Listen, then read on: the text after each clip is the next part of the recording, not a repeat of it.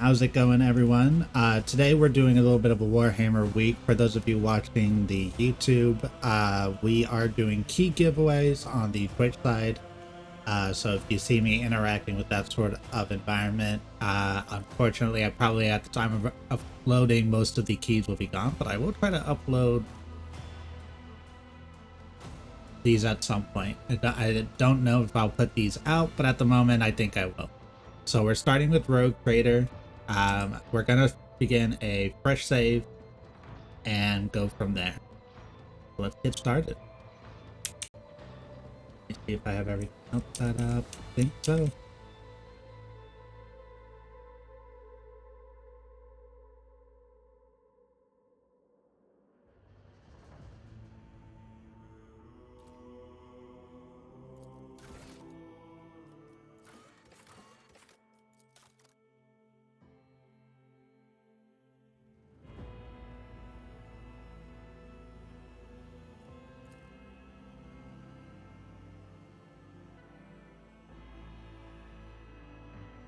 I'll do daring. Right.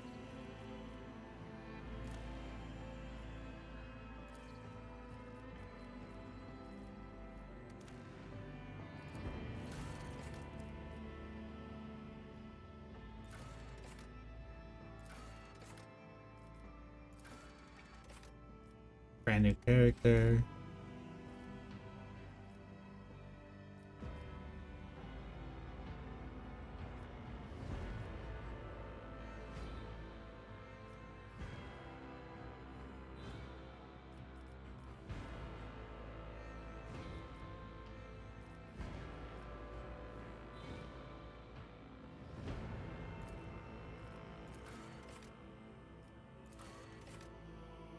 Oh, they actually set it to where you look more like your icon.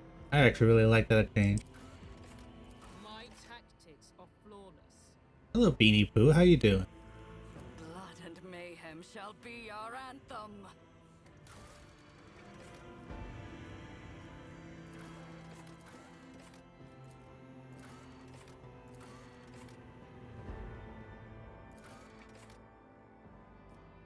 Doing all right? Nice.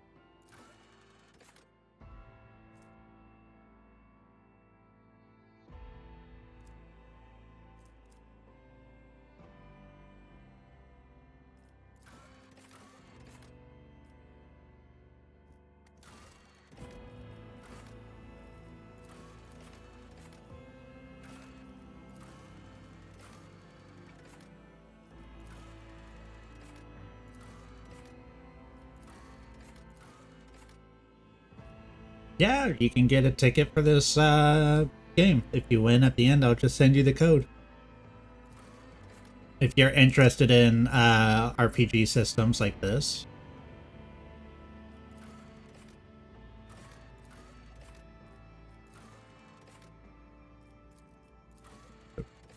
We want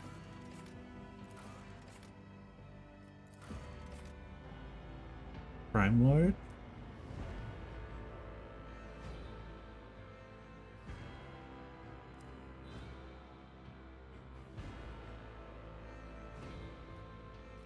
Let me, since you've got the ticket, let me double check on the, yep, it got it.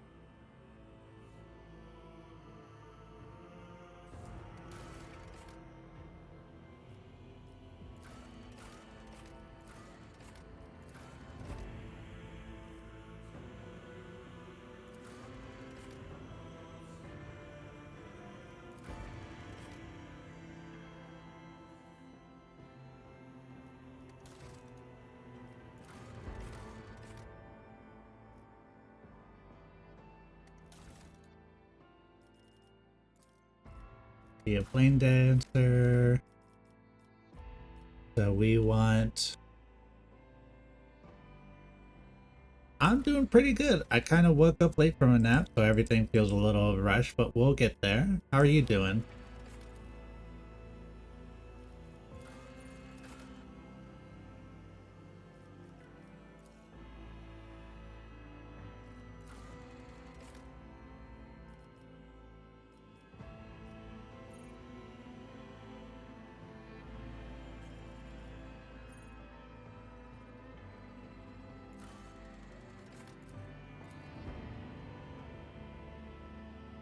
Yeah, I'm still not quite sure why that keeps happening. Unfortunately, I can't. I don't know what is going on with it. Every now and then, I just watch the bits just die. Unfortunately, I think it's something I may have to get a hold of my ISP about.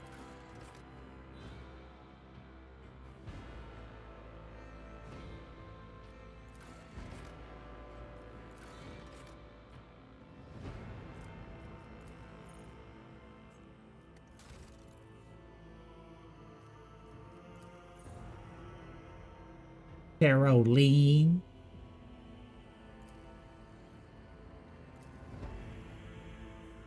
Imogen? Yeah, we'll go with Imogen. She'll be a Southern.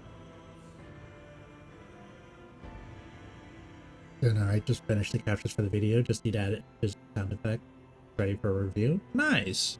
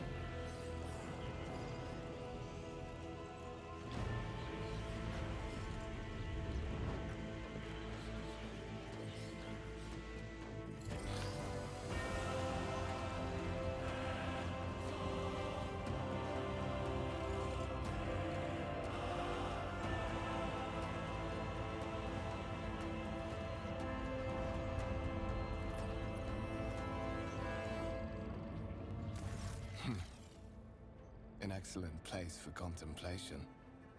Yes, One this is has the game I'm best doing a view of the giveaway for. cathedral from here. Mesmerizing, wouldn't you say? An impeccable manifestation of the God Emperor's sublimity.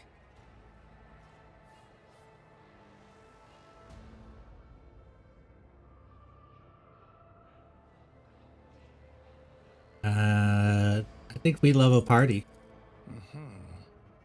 That is the purpose of all temples to the God Emperor, to inspire awe and reverence. For it is the duty of his servants to persevere in their tireless service until they are presented with the chance to give their very life for the master of humanity. This is a revisit. Allow me to introduce myself. Conrad Voivir, Master of Whispers, in the employ of Her Ladyship Rogue Trader Theodora von Valencias, at your service. My regards, mistress. Or should I say, von Valencias, scion of a blessed rogue trader house in the service of the Imperium. Perhaps this kinship came as a shock to you, understandably so, given that all evidence of the connection was lost in the generations separating you and Lord Captain Theodora. It required no small effort on the part of Her Ladyship's servants to discover and verify this blood tie, which has now made you one of the heirs of this dynasty. What the hell do you want? But of course, I have come to invite you to a meeting with Lady Theodora. I imagine you have many questions for your patroness, and I'm sure she has just as many questions for you. It is regrettable that you haven't yet had an opportunity to speak. It has been an arduous voyage thus far. The Lord Captain and Master Ethelthrad von Valencias are conversing on the observation platform. Let us join them there.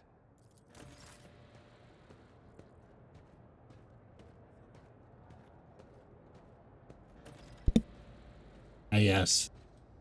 Even though I'm a melee class, they give me the level 1 pistol. The world will bow.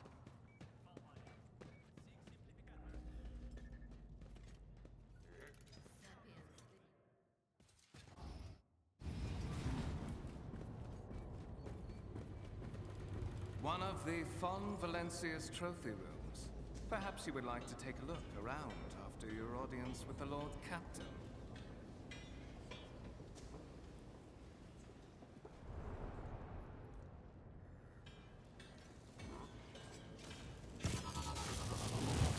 happening? Ooh. Run! The servitors have gone berserk! Who could have foreseen such a thing? The lobotomized humans are going berserk?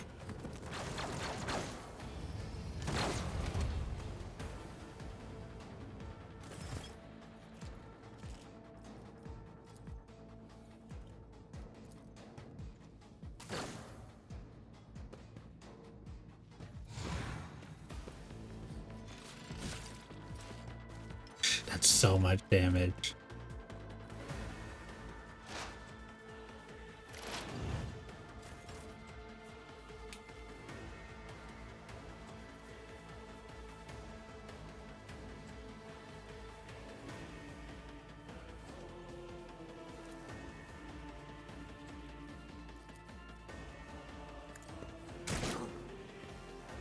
Yeah, you take that.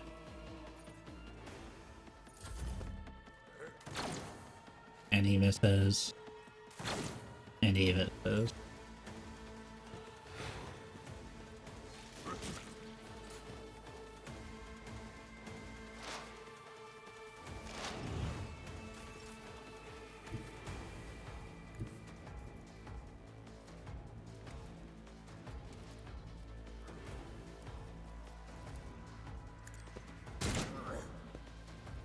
I'm doing pretty good for not having much in the way of ballistic skill. And he's dead.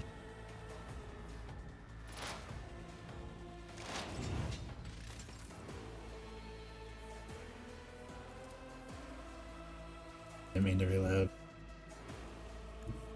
We're gonna stand behind him. I need no guidance. Yeah, come swing at him.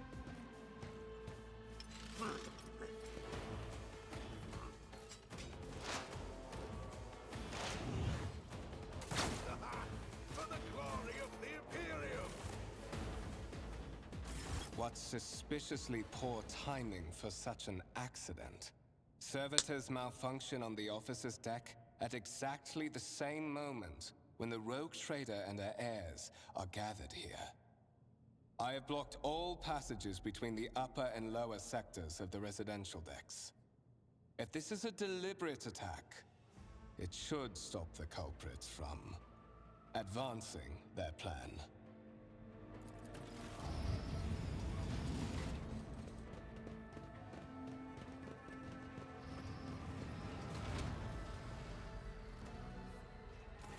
I'm afraid I must remain here.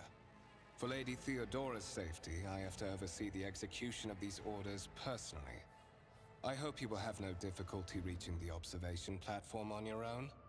It is just at the end of this corridor.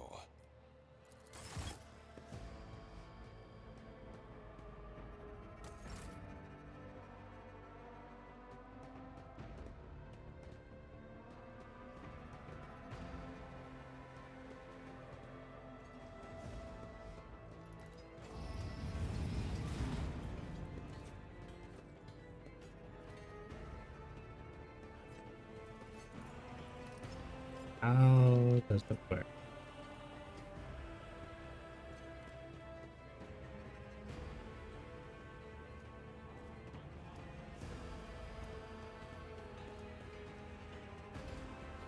Movement does seem snappier. I wonder if they sped up overworld travel.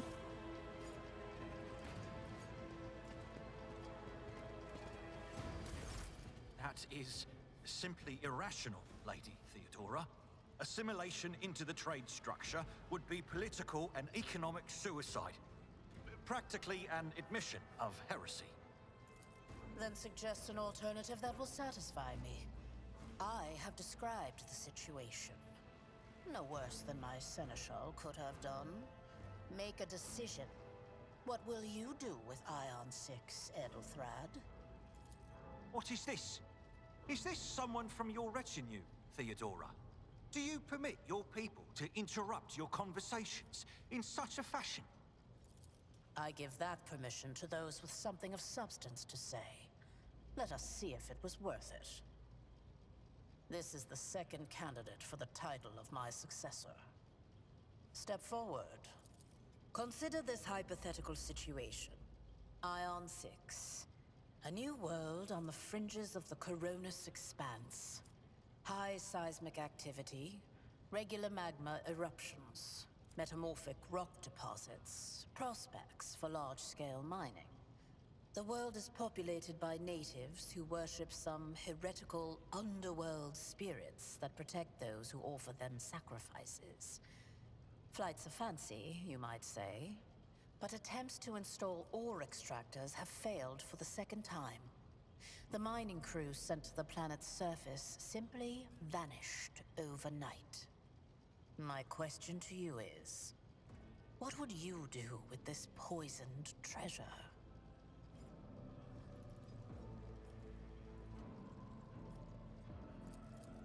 Thorough, but presumptuous. It took me a great deal to find one psyker who could serve me well for many years. Yet you speak of several.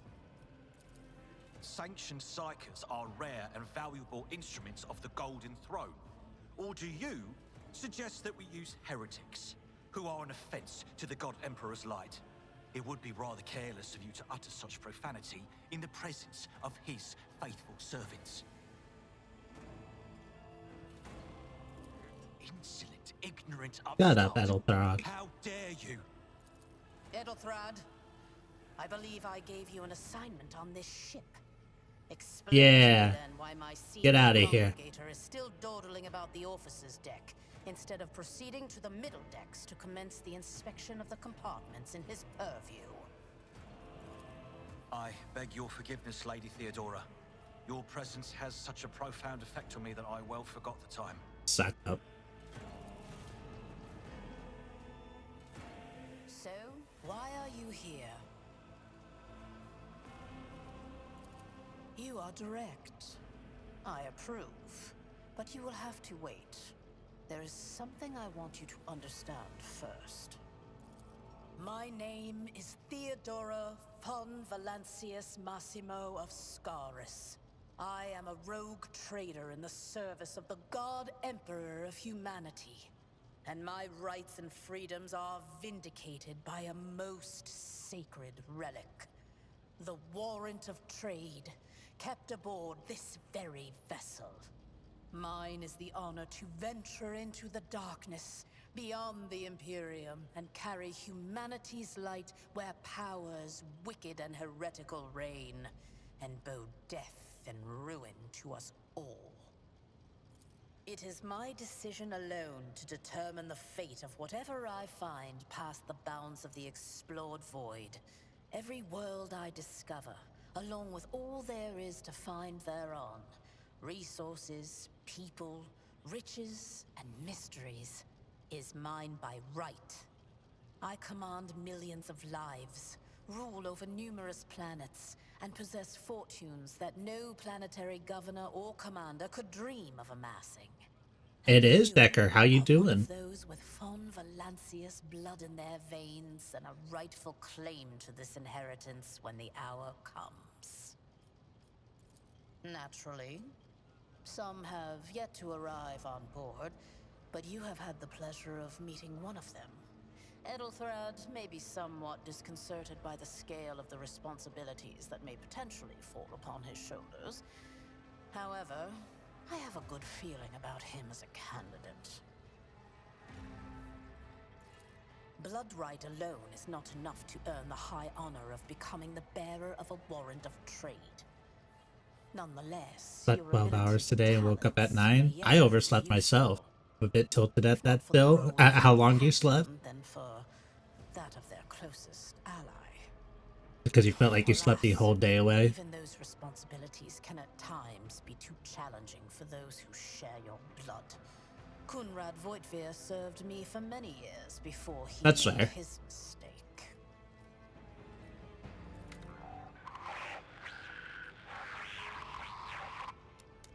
I have some time before the navigator gives the signal to initiate the void ship's translation out of the warp, and in that case, I shall head to...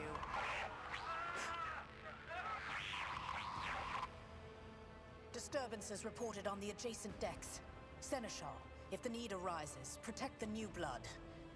It is possible that the chance to prove your worth may present itself sooner than you may have anticipated. I like how after you spend like 4 turns just taking one shots at servitors, you get to see what like a real crew can do.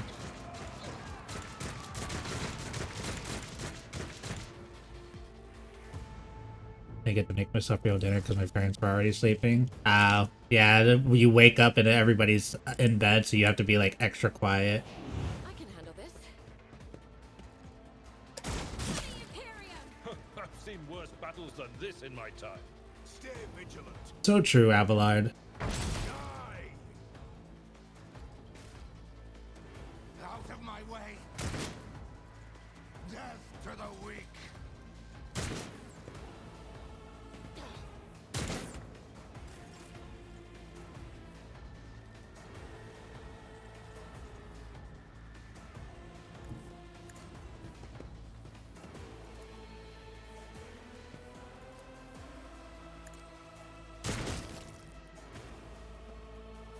Oh. Death to non-believers! Yeah, you can win a key for this game at the end of the stream. Pain and duty go hand in If you don't already have Rogue Trader. Or even if you do, I'll give it to you anyways. I don't care. I just had an extra key lying around and I decided to do a Warhammer week. Follow my lead. So Wednesday we'll be playing some Darktide, and Friday we'll be playing Warhammer 3. To the heretics.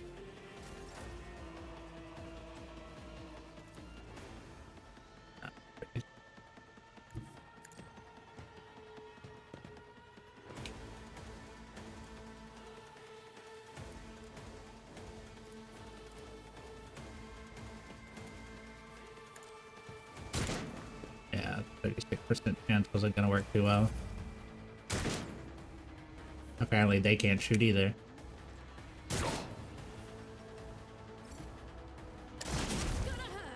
A tactically sound. Oh my god, she almost freaking killed me. Theodora, please.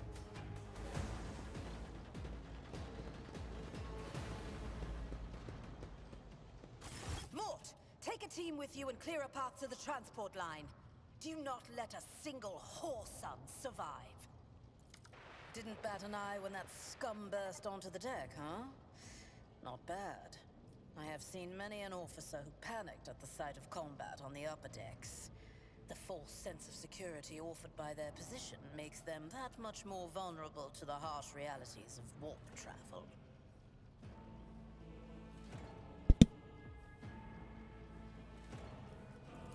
Mort has gone on ahead to clear a path for us. If you want to make yourself useful, go after him and see if the Arch-Militant requires aid. And be quick about it.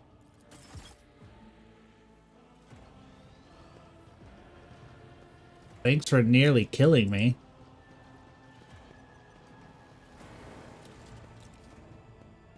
The world trembles beneath my feet.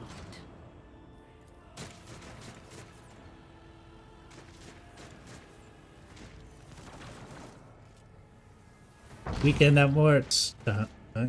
Weekend at Mort.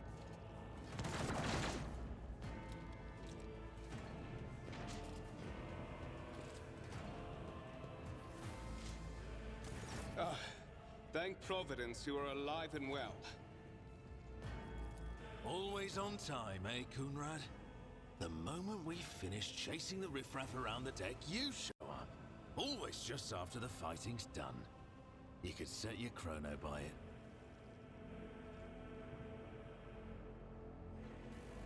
Wait, why? Sorry, let me put this in chat real quick.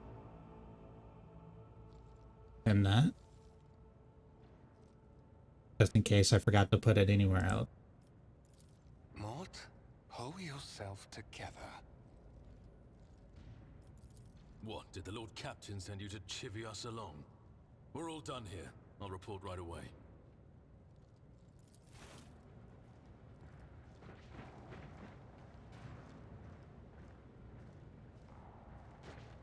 Master of Whispers, what is happening on my ship? The Voxnet is silent. The Vox Master is not responding. Armed assailants have stormed the officer's deck, and my arch-militant just destroyed several more heretics on the way here. Is this a severe case of warped magic? Oh, thank you, bad player, for the follow. Crew lost their minds and forgotten who they are and whom they serve? Report!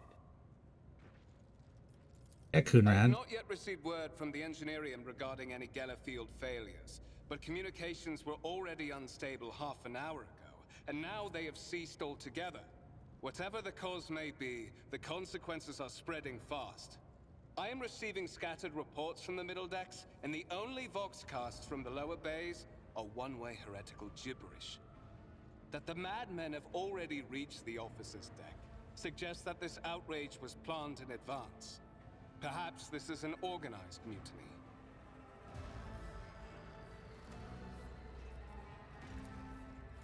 Lunatics, fools, heretics. This ship houses thousands upon thousands of people. Pernicious thoughts and warp-induced delusions could have tainted any one of them. It is a difficult notion. Isn't it crazy the size of these ships? Are inescapable. Like, it even gives you a little blurb about the ship you're on at the start of the game, but 26,000 approximately people live on this ship. First, we have to confirm that the bridge and the navigator's sanctum are secure. And I have the means to do both things at once. Edelthrad, where is he? I must know if he is unharmed. Oh yeah. Warhammer math is very different math. A greater threat to himself and others than a whole army of madmen with improvised weapons. I tried to locate him, but the last thing known about his movements is that he arrived on Transitional Deck 18. Blast it! Master of Whispers, find Edelthrad immediately. Seneschal, locate Tlas and the Sister of Battle. Both are to remain at my side. Arch-militant, with me. I must go to my study. And it appears we might encounter heretics along the way. If I may, Lord Captain. Transitional Deck 18 is at the heart of the disturbance. And if our goal is to bring Edelthrad back, I could use some support. After all, I'm not as adept at directly confronting enemies of the House as the esteemed Arch-militant. And taking into consideration Edelthrad's psychic powers. Yep. Then it's settled. Find Edelthrad and bring him here. In whatever state you find him. This elevator leads to restricted compartments such as my personal chambers and the bridge. Do not let me down. I require you both. Do you understand? Not everything in your power. You will do as I say. I'll have your heads if you fail. Is that clear? Then move out. Death Star is big, okay, but then there's Orc Battle Moons or the Necron's World Engine. Exactly.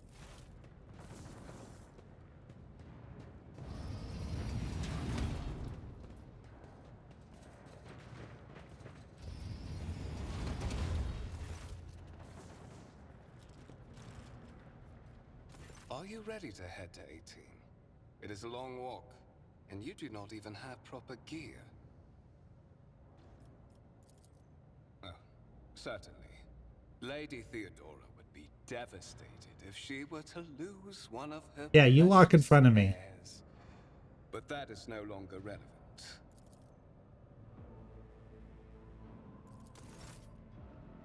But this is why I said walk in front of me. He just freaking cold cocked me.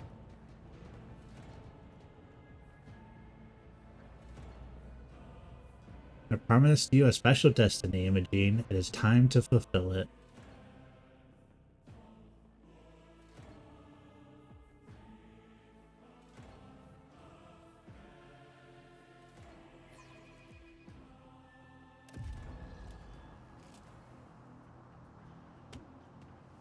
You didn't have to kick my shoes. Careful, careful. Be gentle with our guest. She has an important mission to complete during our visit to the Warrant Chamber, and for that, I need her breathing. Oh, you are back with us, I see. Delightful. You two-faced How scum. deceptive of you. I need you here for your blood. You have the option to share it voluntarily, or I will squeeze it out of you myself. We are in the anteroom of the Warren Chamber, this void ship's most hallowed vault. There, beyond those gates, lies the relic that gives Theodora all of her power. The sacred warrant of trade. How crazy of an item. Only one obstacle remains on my path to obtaining it. The gates to the chamber are guarded by the Sentinel. Signed by the Emperor Ancient himself. device that will only open the door to a true heir of the dynasty. I expected to do this part myself, but never mind. You will offer your blood to the Sentinel. What is it, inbred? Is your blood too thin for the Sentinel? On the contrary, the Warp's blessing has raised me too much above your kind, Fon Valencius. The Sentinel refused to submit to me. But you can help. After all, isn't that what family is for? Go get chicken sandwiches later. I'm so hungry. Still 4 more hours left. Ooh. Try to see if you can find a snack. What sorry pathetic excuse do you even have for your apostasy? Your sordid, wretched piece of grok shit. Wretched? What do you know about wretchedness? Theodora's cur. Are you hoping to buy a grain of her indulgence with your blind loyalty? Oh, I know this delusion. But thank the gods it no longer has power over me. Humanity can rot. I no longer serve mortal kind. Once my work is done, I'll make that pompous wench Fon Valencius watch as I sacrifice her entire dynasty and commit their fate to the gods. And you will be the instrument by which I will accomplish this righteous act. Fight the voice in your head. I am not your puppet.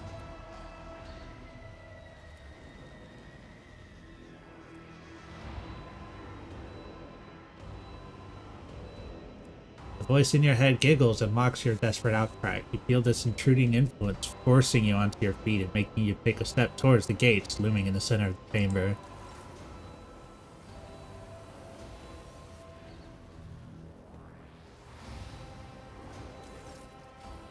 In the archway, you see a cogitator with a human likeness built to the front panel. As you approach, the torso twitches slightly. This is a servitor, an obedient automaton created from a lobotomized human being. The Sentinel turns its head, one of its eye sockets lighting up with 2 ember-like irises. You carefully inspect the design of the gate cogitator. What immediately catches your eye is the strange alloy that was used as material for the machine's components, some of which are unfamiliar to you. You suspect this might be some sign of archaeotech relic. The servitor on the gate begins to move. With the screeching and groaning of metal, it leans forward closer to you. Its lower jaw opens with a drawn-out shriek, much wider than the jaw of a living human could. The servitor's mouth is filled with sharp metallic fangs that glint in light. The vid screen on the right to you lights up, showing strings of mysterious symbols on a green background. A whisper runs through your consciousness, insisting, demanding sacrifice. The voices that fill your head after Botfear wounded you with this blade did not go away. On the contrary, their source coiled itself into a tight knot somewhere in the depths of your mind. The Sentinel's jaws clamp around your hand, puncturing your skin and sinking into your flesh. A few dark drops fall into the servitor's throat, and immediately you hear humming as the servo motors start up and the pumps stir into motion. The vid screen of the cogitator flickers. Several long minutes pass, the Sentinel's jaws remain closed, and you're beginning to feel sick. Perhaps if you were to lean against the gate, you could catch your breath.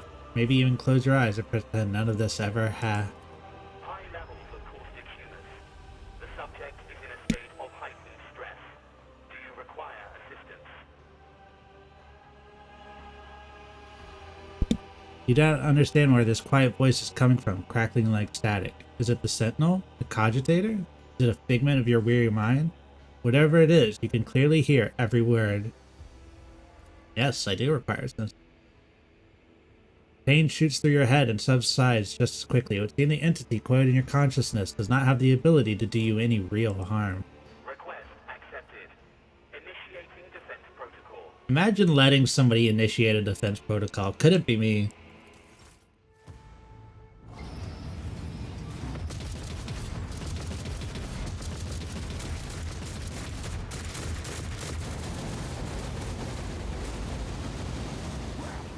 There is still another way.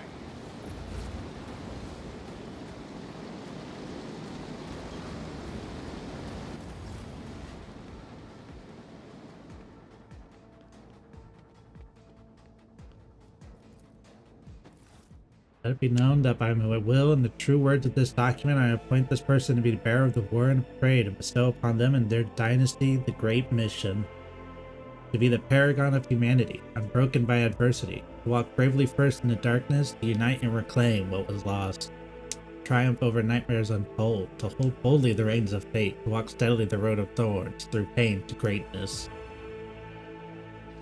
Big E. Escort the child of the house to safety. I need a weapon. Distance from the current location to the nearest arsenal. Initiating situational calculations. Servo skull goes silence relay second after second passes and you realize that the servo skull will not answer you. Voxcast frequencies disrupted. Initiating setup. Establishing connection. Faster!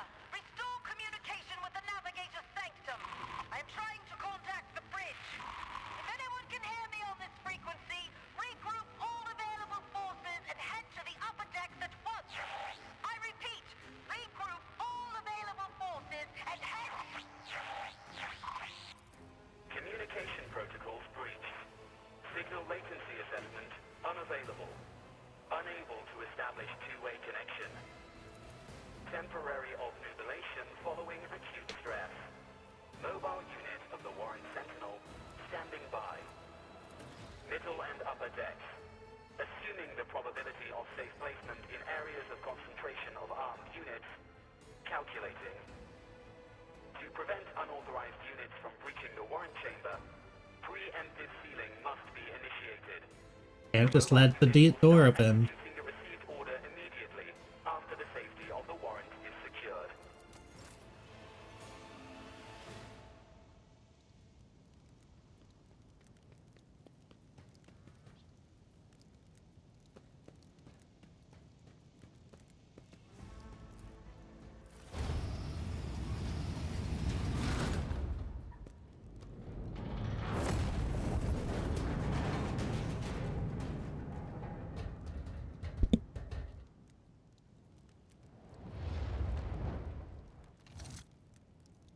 Run, fools, or fall! There he is.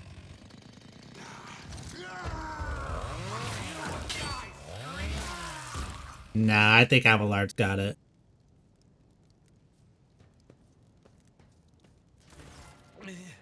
Mistress? What? Whatever are you doing in the Warren chamber? How did you... Throne preserve me. What is the meaning of this? Coonrad is a traitor. What? He intended to take revenge on Theodora and trying to reach the Warren trade. Oh, holy God, Emperor. I presume he is the one responsible for the mutiny. And, Mistress, I wish to remind you that you are to refer to the Lord as Lady Theodora. Oh yeah. I have no idea why I'm doing it. I gotta talk to my ISP. Whitebeard admitted it. Saints' blood! And it is small wonder that the heretics are so well organized. I thought his order to seal the passages between decks was his attempt to stop the attackers from spreading to other levels. But now I see the real reason. It was to stop the enforcers from intervening. At least you are alive, and now safe, Mistress. Alas, I doubt we can afford to look for a compartment to sit out this disaster. You're in a bad way. I can treat your wounds. I have a Medicaid kit with me. And for the love of the throne, now is not a good time to be walking around the decks without means of self-defense. Here. He gave me a weapon.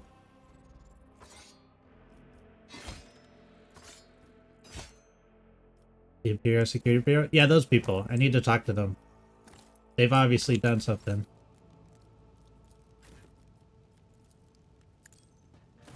That is a noticeable improvement. Now you're prepared for the trials ahead. The lower decks are teeming with heretics, instigating the rabble to revolt. But that is the least of our problems. The ship's enforcers are rounding up the scoundrels and suppressing the resistance. The situation on the middle decks is much worse, although strike teams have already been dispatched there. All communication with the bridge and the engineering bay was lost. So, apart from scattered voxcasts, we have no information to go on. But that is not the worst of it all. All these jolts and shaking are most alarming. These are signs that the navigator and the master helmsman are having difficulty translating the ship out of the water. I'm not good security. Not good optics for the security. I fear that they may have already lost control.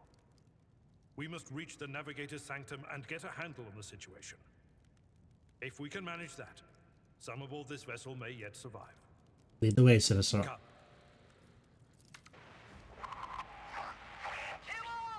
loyal sons and daughters of the God Emperor! Fight the heresy and corruption that threatens to consume our home, and with all your might, destroy those who have dared! The Lord Captain is calling her crew to battle, which means the Vox networks are set up for broadcast transmission, not message exchange. Splendid. While the rogue trader inspires proper resolve to fight in her subjects, you and I shall prove that her trust in us is well deserved. Onward! You make a suitable sacrifice, you.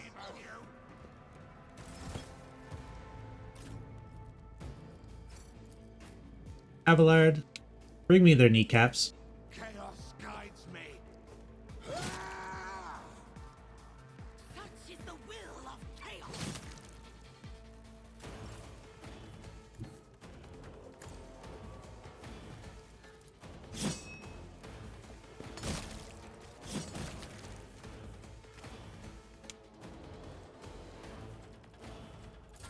Out of my way! Just a minor setback. I bring ruin!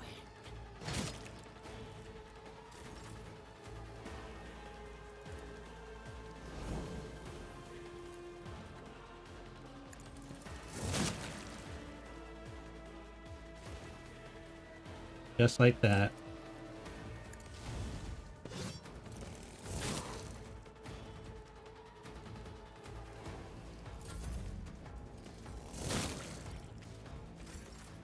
Already over. I will say combat in this game is very quick for the most part. A lot of things die very fast.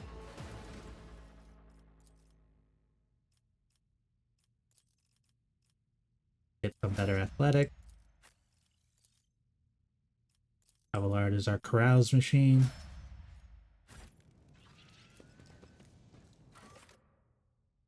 Going to the Navigator's Sanctum.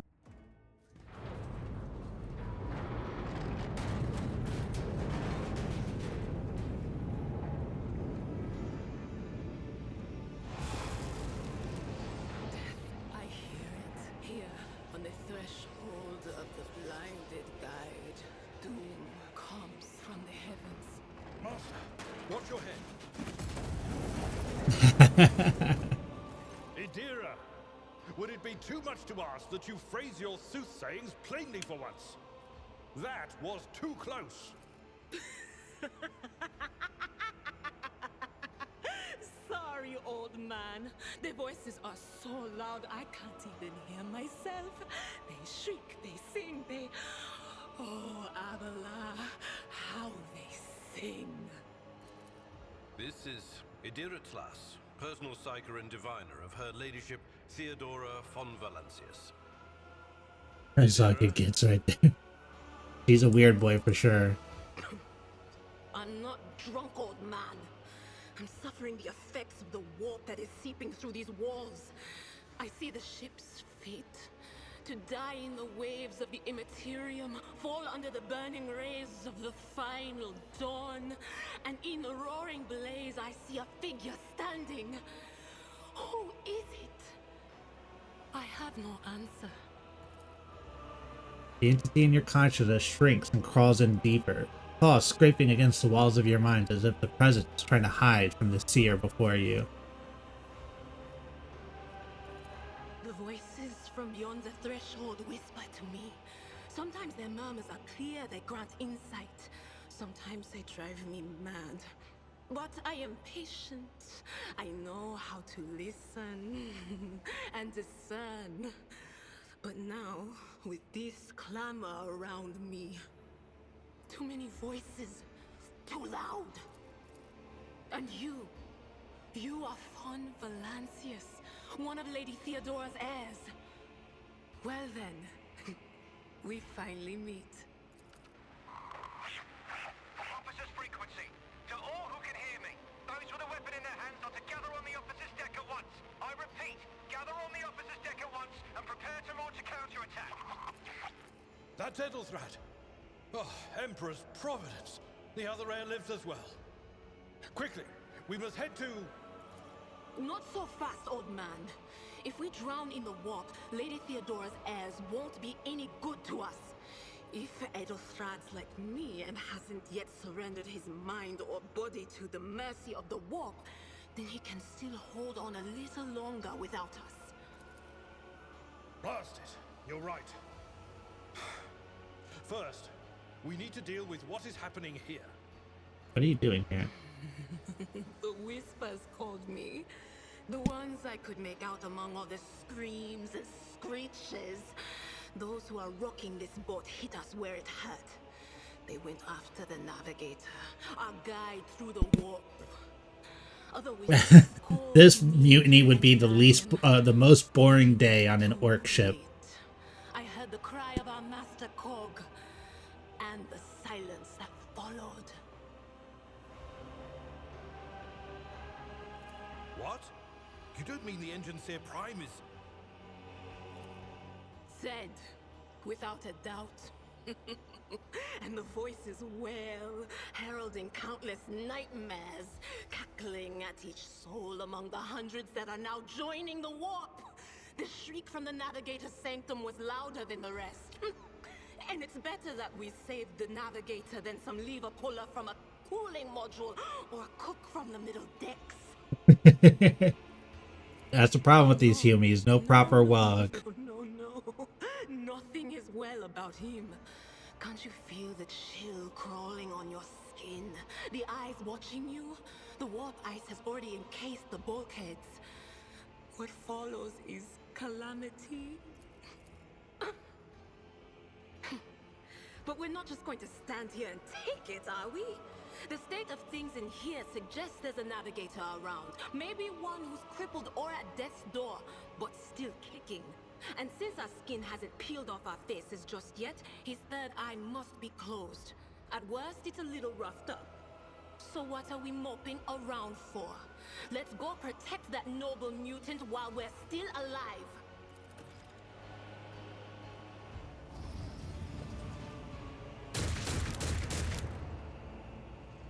Destroy the field. Don't keep our master waiting.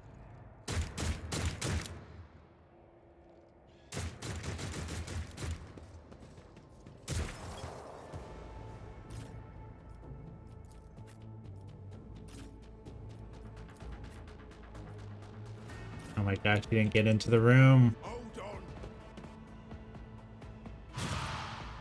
on. Out.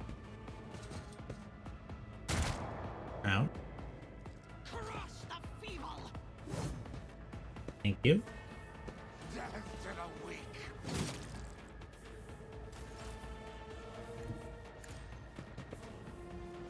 One step closer. Time to play dance. Very nice. I serve the ruinous powers.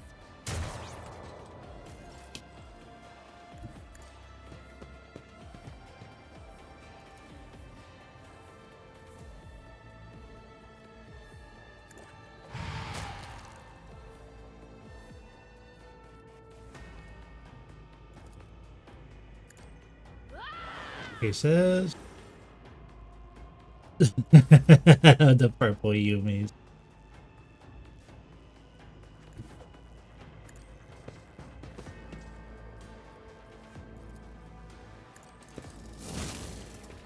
Quick kill there.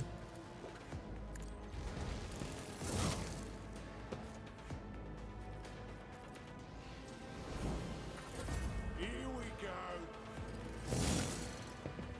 Out of my way. It's forfeit. Minus 20 penalty to dodge. My brother and Emperor, you are about to die. Purpose.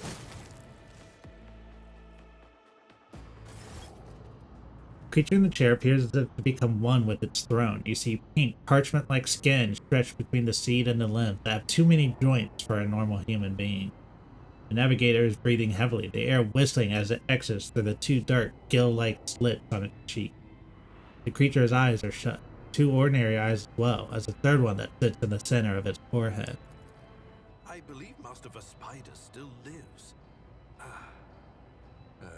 The servants are dead, but the chamber, thank the Emperor, is still sealed from the warp.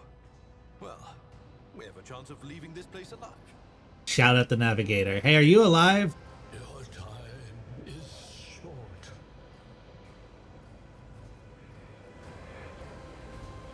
What are we supposed to do? Thank you, Saribot. To your knees, mortals, and behold the final dawn. How to speak like an orc. Speak like a drunk British Yumi. And it works. I mean, they all have that accent, right? From beyond. His body is not his. Your scream is echoed by the silent cries in your head. The unseen creature triumphs at the sight of the navigator succumbing to the paroxysm of corruption. Its march thunders under the burden of hopes. Unseal your hearts, and I will flood your souls with myriads of words and meanings, each one a portent of salvation within me. Run, flee from this place while I still have the strength. I can contain the intrusion, but not for long. We must begin the translation. Leave the wall. Actually, just speak with a really heavy British accent. Yeah, Without the master. all orcs are British. Everybody knows this.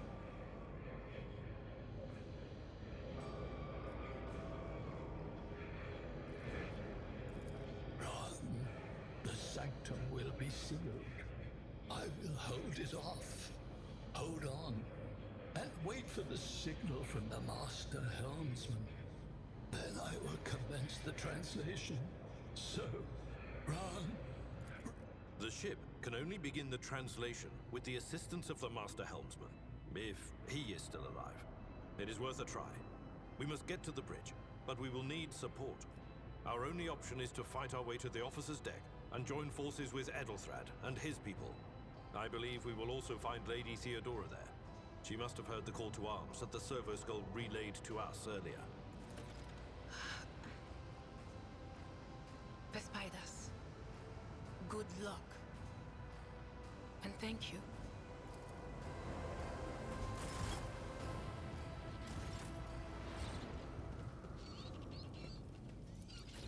Abelard, heal yourself. No, I didn't get rid of the wound. Oops.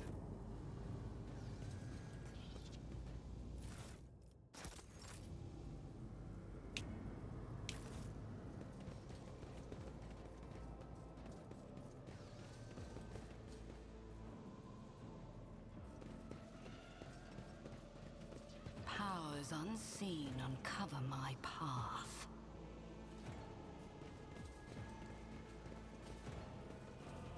Back the way we came.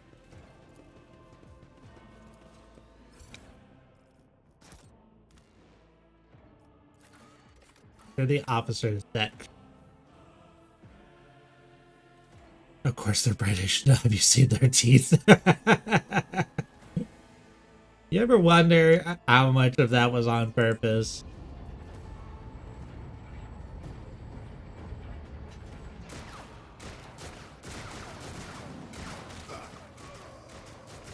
Oh no, he's dead.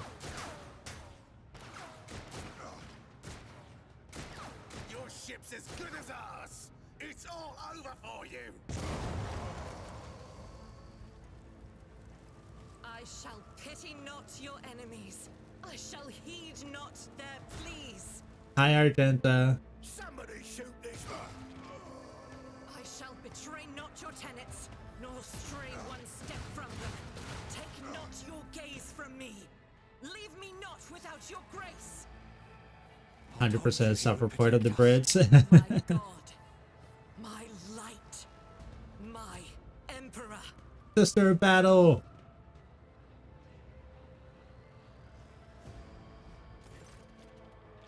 The white-haired warrior turns to face you, her dark eyes blazing. The weapon quivers in her hands, and for a brief moment it seems she is not going to stop him, instead continue eliminating every target she sees, starting with you. Sister Argenta! Sister Argenta, it is a relief to see you. We require all the forces we can muster. Your face, it is unfamiliar. Who are you? This is my favorite squig. The hour is dark and daunting. The ship abounds with corruption.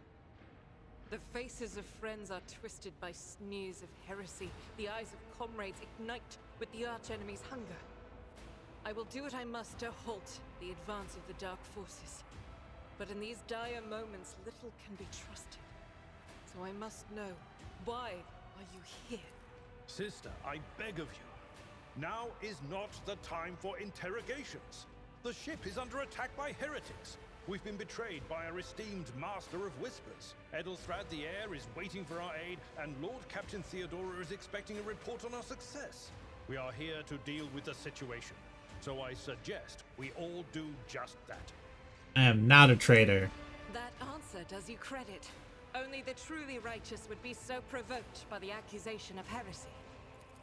I cannot wait to rain righteous fire down upon each and every heretic. What is an Adeptus Sororitas doing on a rogue trader ship? Sister Argenta is a guest of the Lord Captain. And that story deserves its own time and conversation. Under more appropriate circumstances. Enough idle chatter. I am where I must be, and that will suffice. Through this door, I shall join you, for it is my duty to the God Emperor to destroy this heresy. We will follow. For now, we will hold off any heretics who might try to crawl in through the cracks to join the main assault. And we'll take a look at the generators while we're at it. Those villains made a mess of the cables. Oh, I wish we had a Tectomat with us. But we'll see what we can do without one. Good to hear it. Sister? Ready. May Terra's light illuminate our path through fire and darkness. Kitties. Oh, that's right. We need to swap one of these over for a gun. Swap one of these out for the better blade.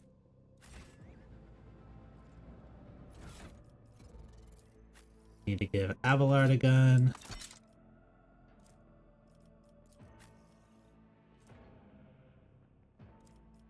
And okay.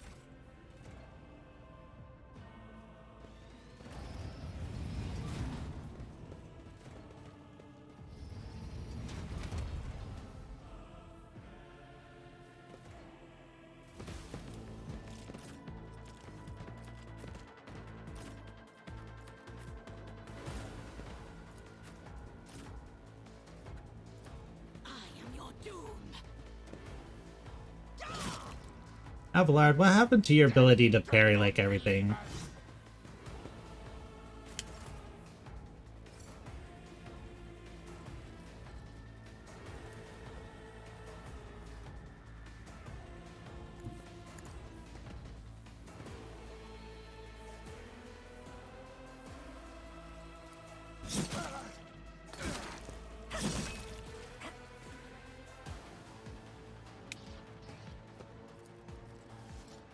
Open volley! I'm not very good with guns, so that wasn't going to do much of anything, but we do our best. Serve the ruinous powers! Chaos guides me! Unbullet to Abelard, he laughs. He spits back at you and it does 3.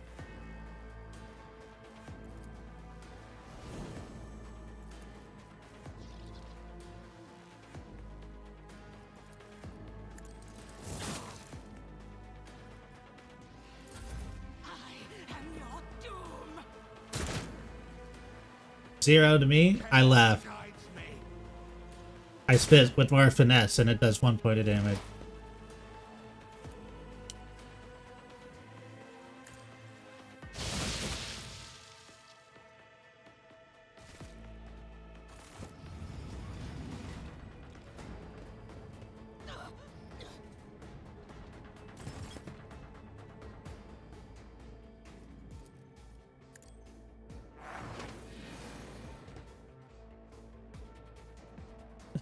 Out of my way!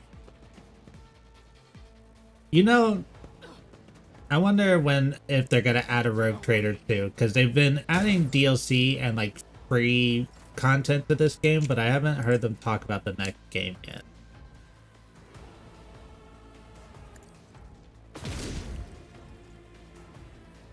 Doubt is for the weak.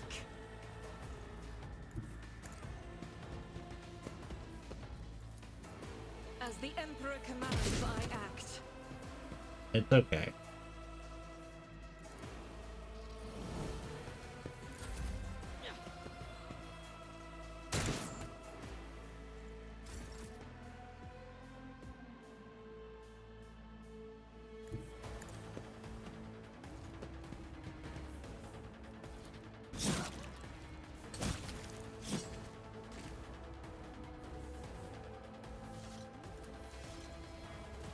Ruin back.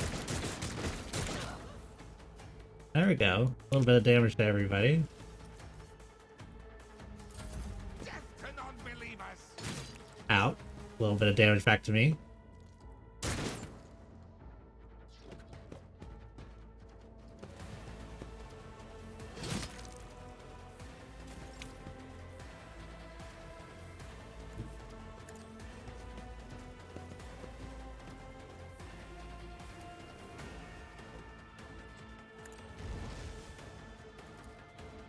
Green took another dip. A dodge and a parry? That's so mean. I serve the ruinous powers!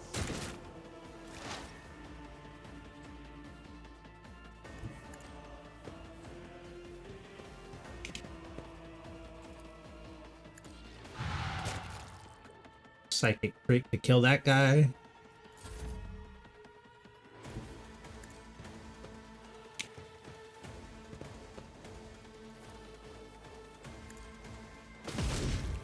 One shot, 1 kill.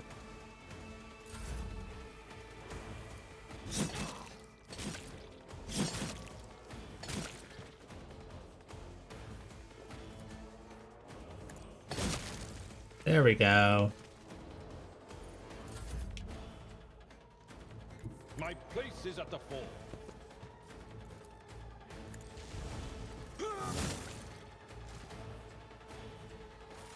Abelard. Show me their spleens.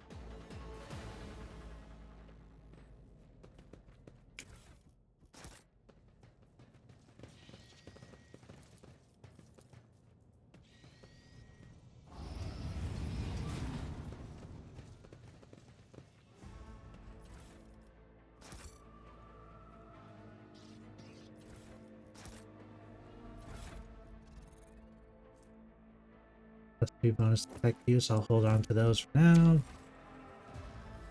Actually, who's got the best tech? Nobody. Everybody has 30.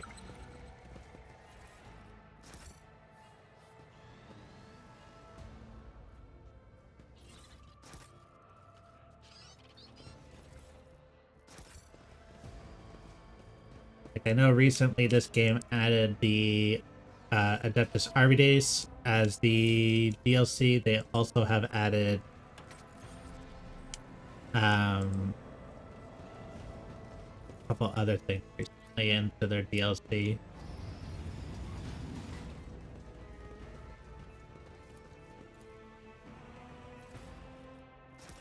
Oh, a shotgun. How wonderful.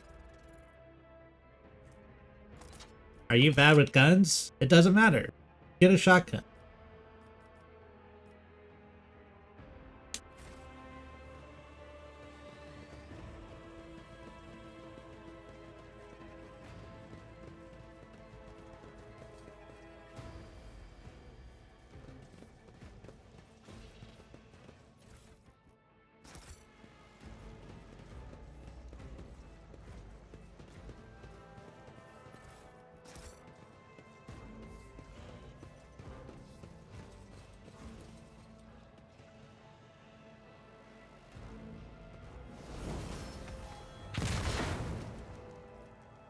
Everybody levels up. Oh, Death from Above is the best skill. Now Abelard can do some self-revive or self-healing.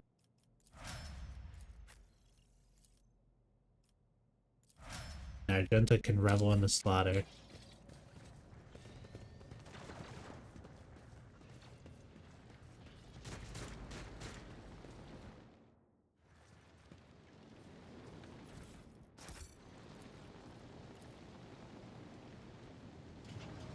Let's seize the opportunity.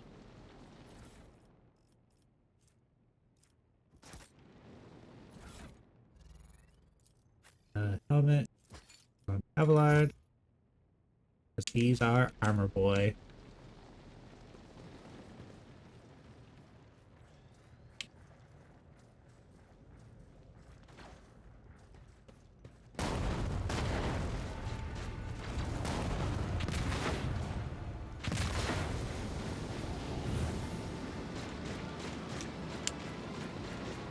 Blind boys, yeah. The roar of flames ring in your ears, and the choking smoke makes you cough and gasp for air. You instinctively recoil from the scorching heat, wiping your face. A moment later, a hazy silhouette forms in the raging wall of fire. You are surrounded by ear-splitting noise and screaming. Yet you distinctly hear the sound of footsteps. And then you see the figure walk out of the fire toward you. It's Theodora. Are you lost, my heir? An apparition. A sorceress apparition. Trickery of the warp. Sister, you will lower your weapon. Threatening the Lord Captain is outrageous. Abelard, are you losing it? I doubt you are aware of the limits of what is possible.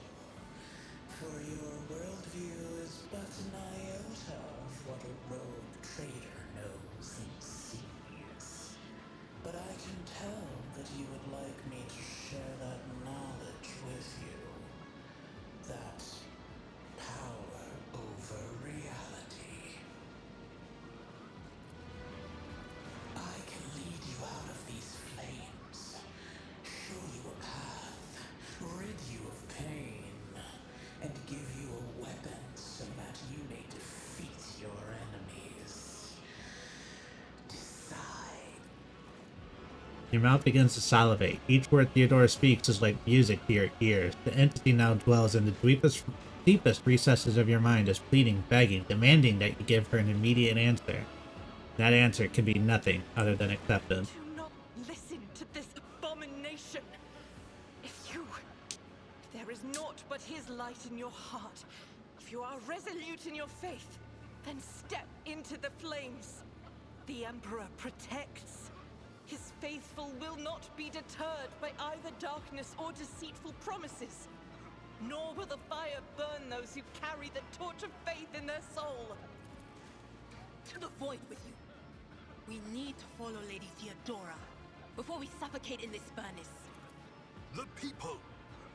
The survivors from the middle decks! We must help the crew! Lead them out! Find a way around! Then we'll miss our chance to meet up with Edel. Now this is the morality system in the game. So you have your dogmatic, which is your obviously your high servant of the Emperor. Everything he does is holy. They're heretical, and the iconoclast, which is more of a for the common man approach to everything. We're going heretical.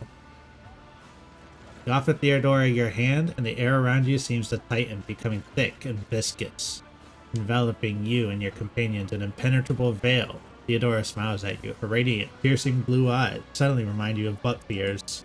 I will show you the way. Go on. Close your eyes.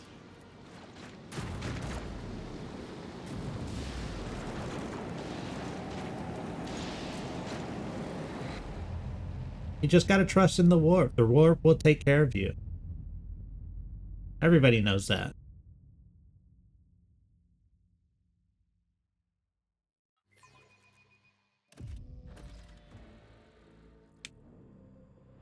See? What? What is this place? Full of goodies. My mind is clouded with darkness. Emperor, lay your hand upon our brows and guard us against the morass of heresy. Ah, the Inferno pistol. Used.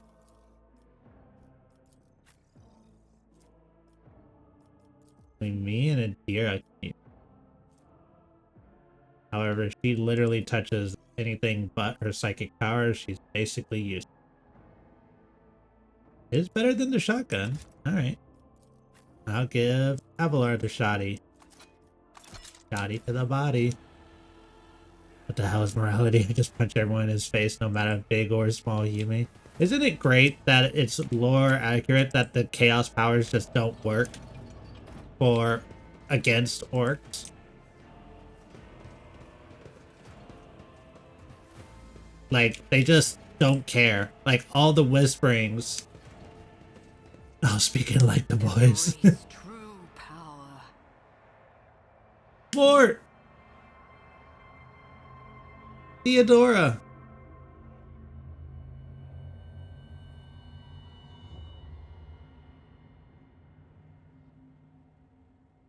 Like, all the whisperings of the Chaos Gods and the orcs are just like, that's not very orky, and then they just keep going on about their day.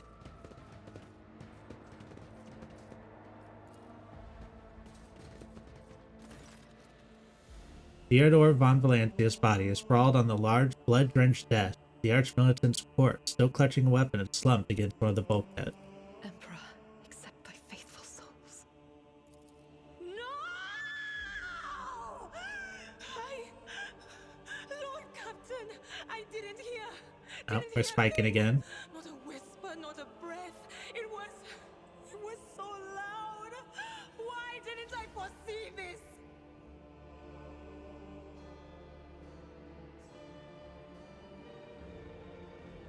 My god, it literally can't make up its mind.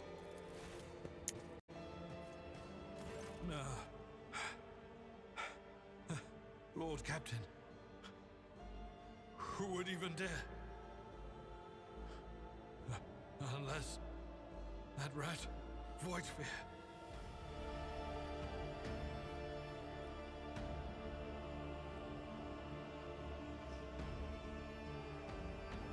Do you think if I text the girl, she'd like if I spoke to her in orc? Ah, that's a very specific individual that would respond back to that kindly. It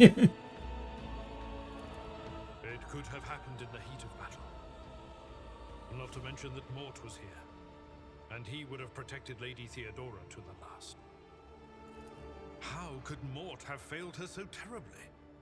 The Archmilitant was born on a death world. He had lightning-fast reflexes.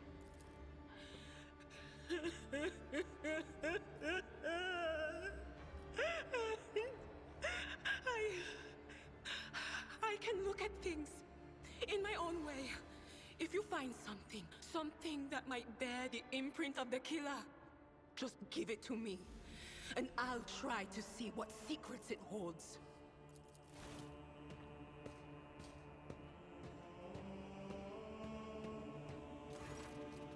Auto pistol shot went straight through Mort's forehead, spraying the floor and the furniture around with blood, brain matter, and a charge of a skull. The safety on the Archmilitant's weapon is off.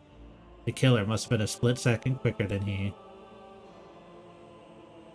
If she would speak back in orc, I would put a ring on every finger. Yeah, that's fair.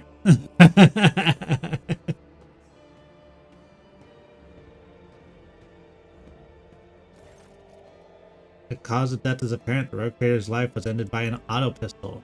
An extraordinarily accurate one. That Theodora's face resembles an expression of surprise. The last emotion she experienced in life.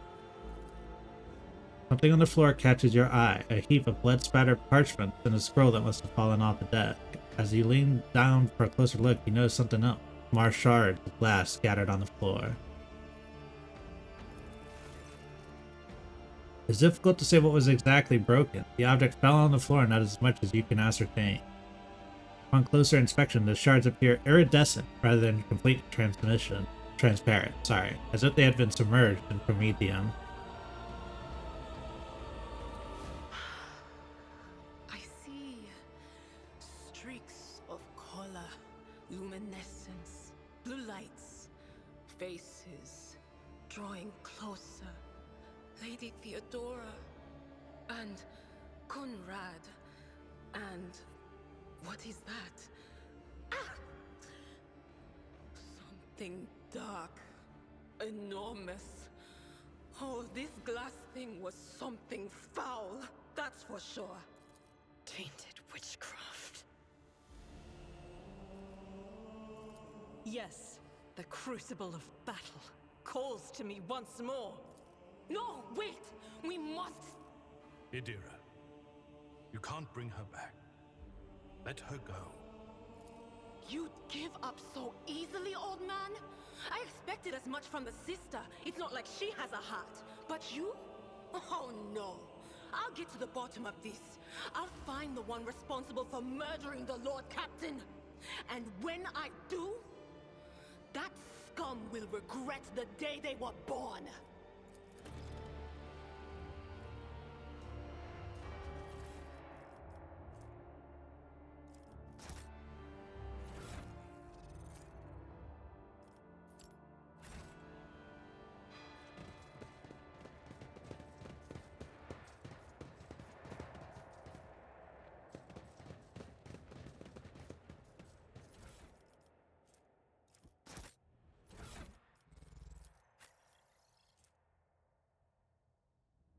Unity to crits.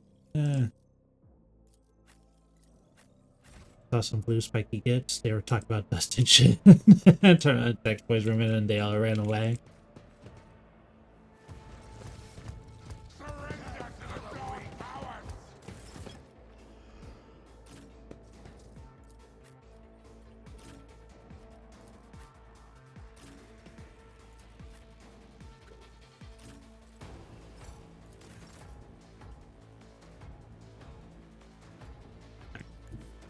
Right here. There.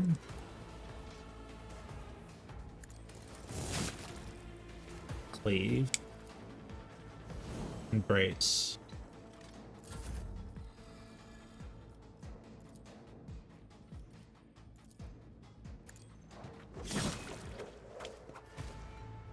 Death from above. One swing. Every time you get a kill, you reset death from above.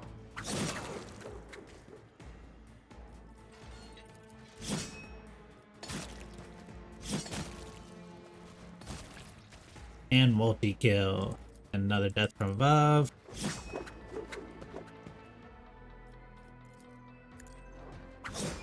There are even abilities that let you recast all your death from above, so that way you re-hop back through all the same places that you've already hit.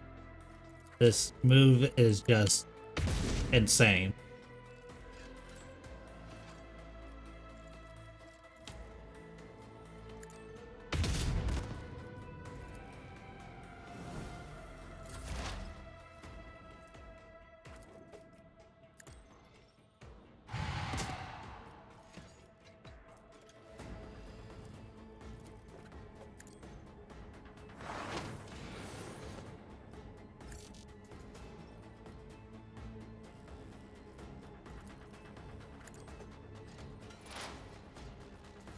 Use Warbury. Uh-oh. What are you doing? Oh. Thank God it sucks.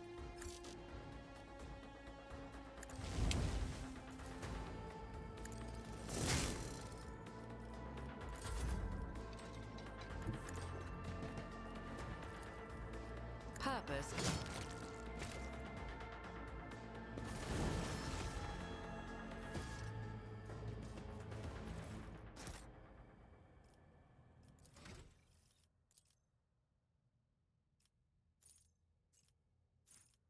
And all of this is how you can level up your character when it comes time to give you skill selections. And as you can see, you can do a lot.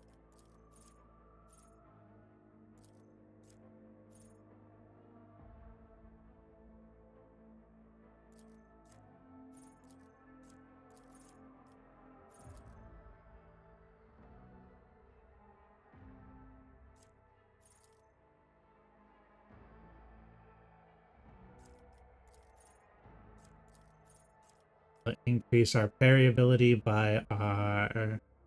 Well, no, we don't normally get high toughness to be or not to be.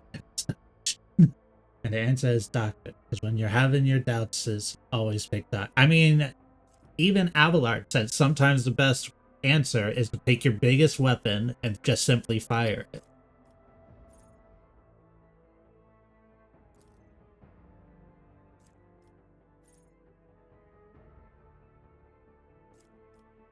We'll do rising tempo. Every time we make an attack, we deal more damage.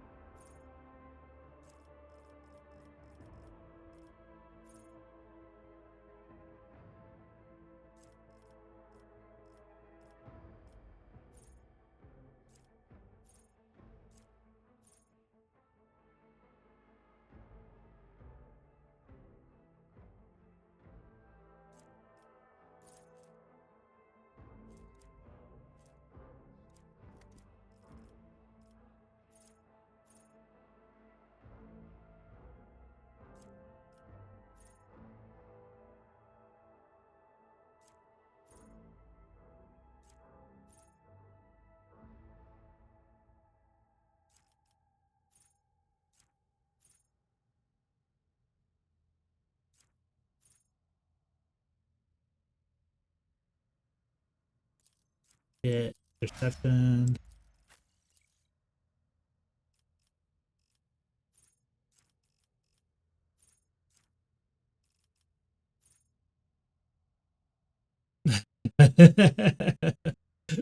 We tell you that. Every time the psyker deals mental damage from any other source other than after shock, Darker suffers half as much. Yeah.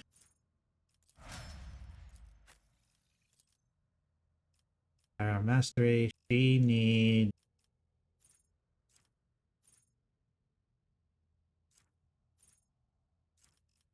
ballistic skill.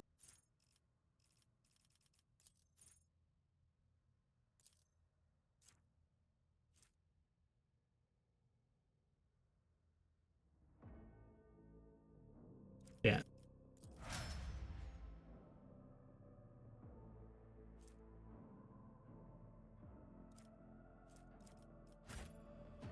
She just needs to be able to shoot.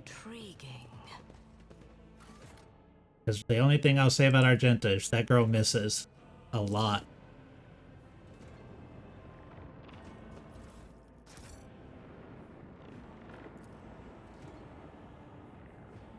Her horrific vision is a product of the warped energies that permeate the bridge. The first sacrifice opens the ark. The second sacrifice draws its gaze.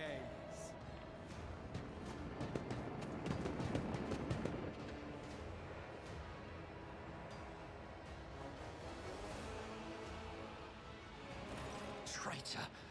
Right when we needed all forces to deliver a decisive blow, you stepped aside.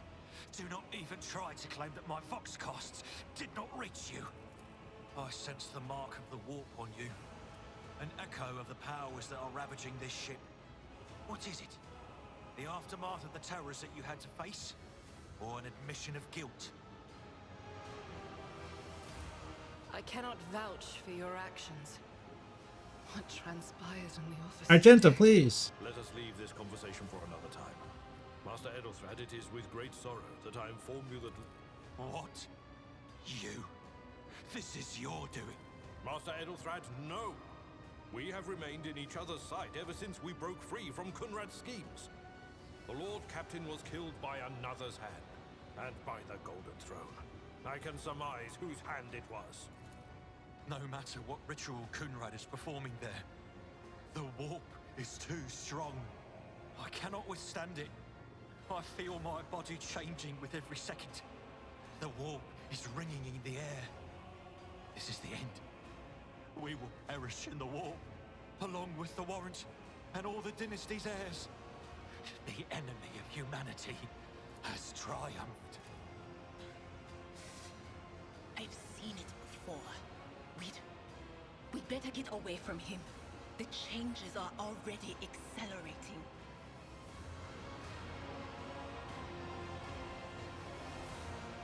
I forbid you the very thought of yielding. By resigning your fate will you truly suffer defeat. Words worthy of a righteous soul. If you need something done quickly, paint it red. Make so faster. Save the lofty words for later, will you? The navigator's ready to take the ship out of the warp if he gets some help from the bridge. Then we have no right to bow our heads.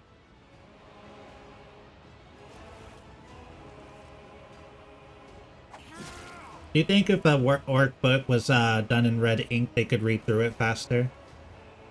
You can see Kunrad Voigtbeard clearly in the gloom of the bridge. The broken blade he holds, stained with dark drops that seem to have pearlescent glimmer to them. We are out of time.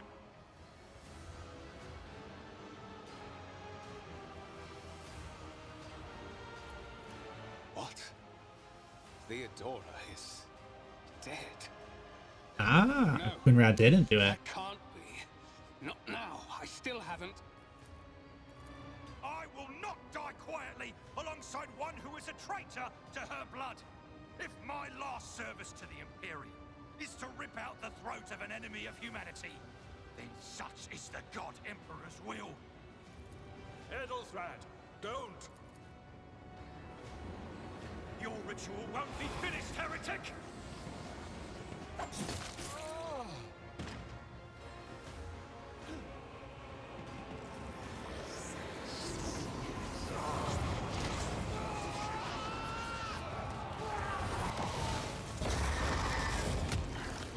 Oh, Chaos Spawn.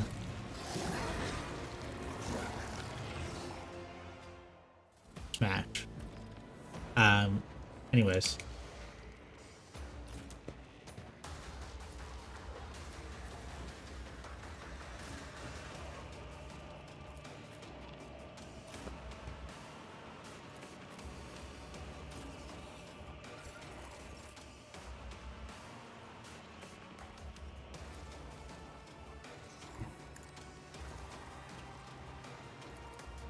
Actually,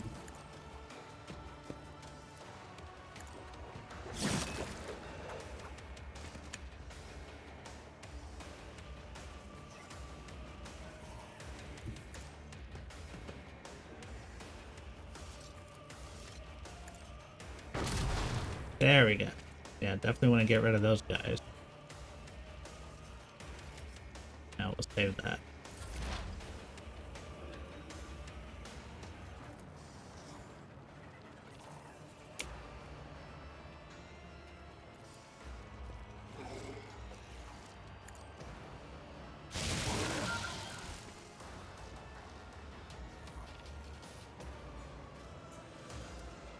On it.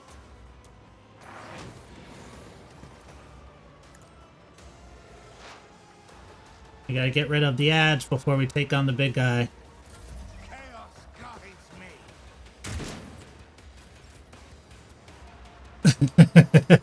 me. What the hell happened to him? There we go.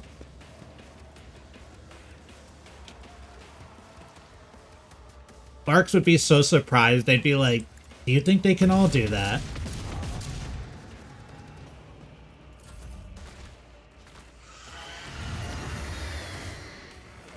I've suffered worse. Abelard, now is not the time for you to be laying down on the job.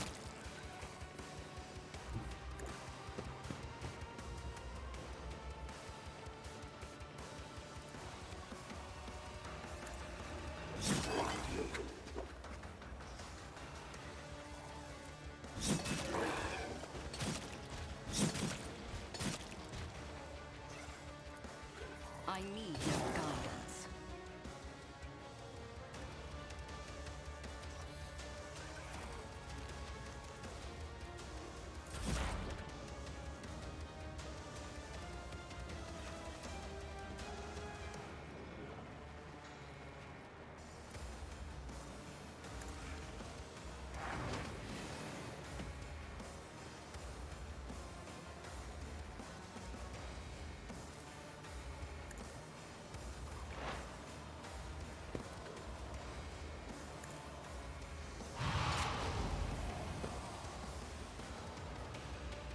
The thing is, if the Norks humans believe all humans can do that, then eventually all humans can do that. Every human just gets the ability to ult into a chaos spawn.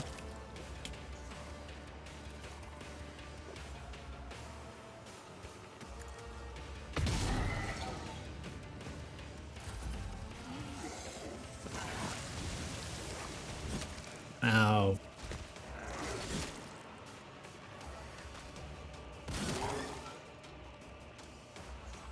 This is not going well.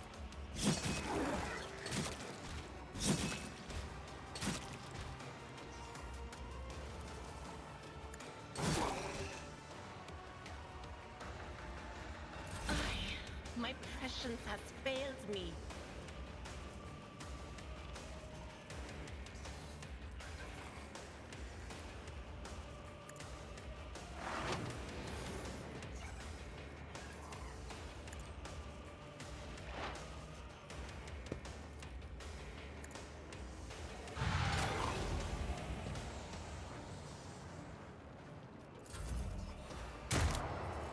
Ouch.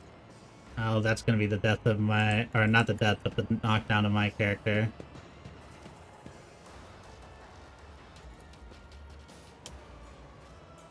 Please don't. Of course! Of course you do!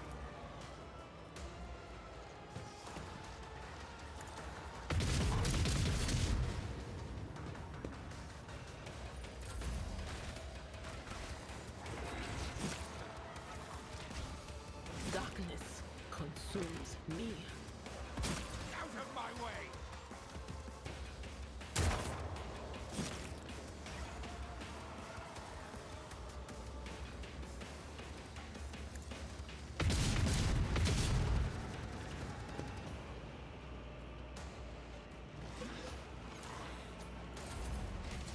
Oh my god, I'm gonna lose.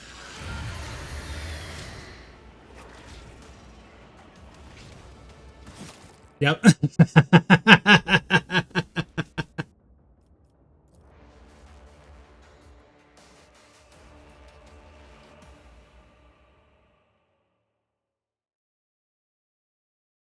The knockdown on Abelard made it to where he couldn't do anything that entire fight and ruined it.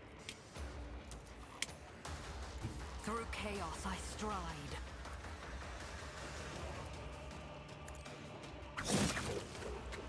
And it didn't help that Argenta literally shot me to death on a 17% chance.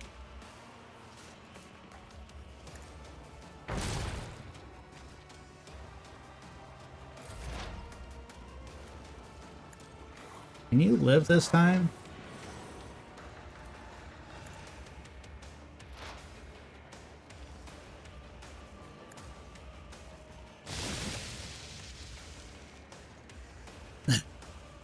Take us. My tank did not tank. He fell over.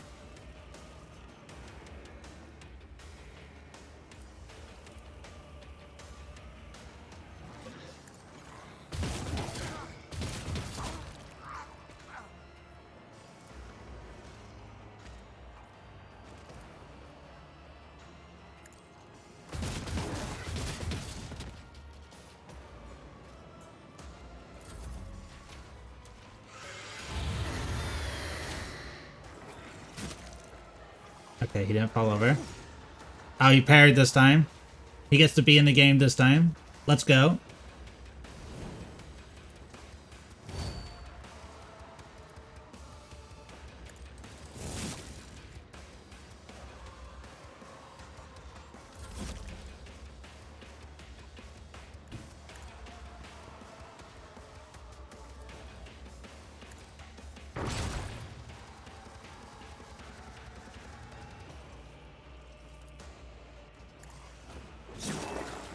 Okay, we got rid of the other guy.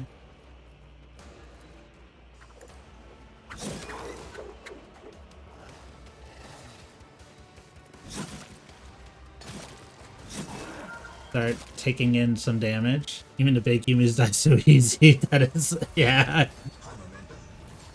This is so sad. Alexa, please play Despacito.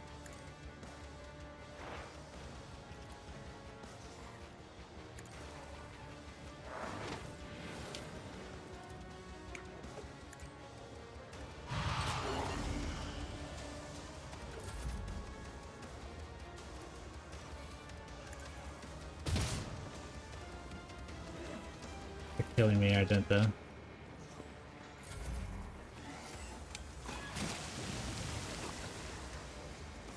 Oh my god, he parried again?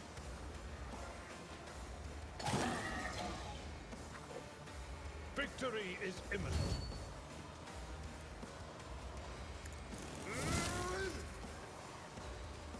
For ulting?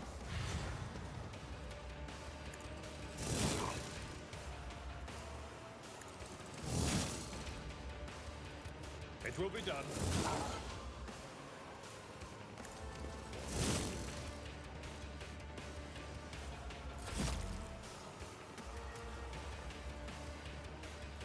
Accept my offering.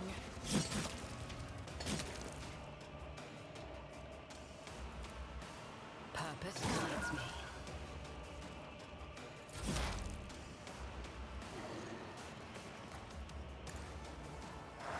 Oh my god, this has immediately gone better because Avalar didn't go down in the first round. But of course.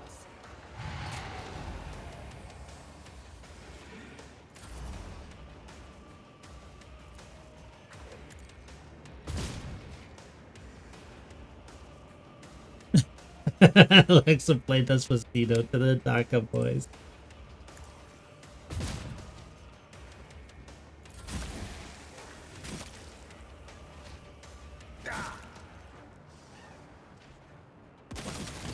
Nice. Everybody lived.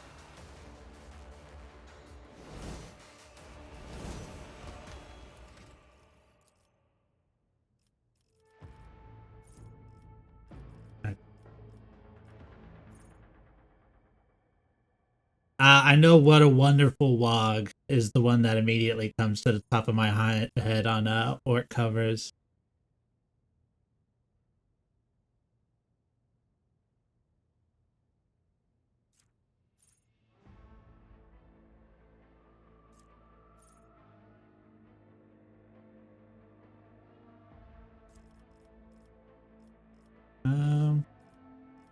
No, we don't really want that. We'll just buff your agility. Then we'll buff it again.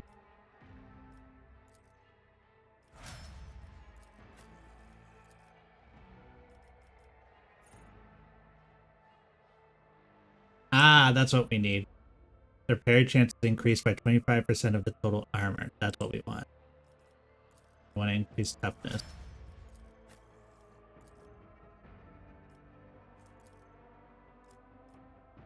Toughen.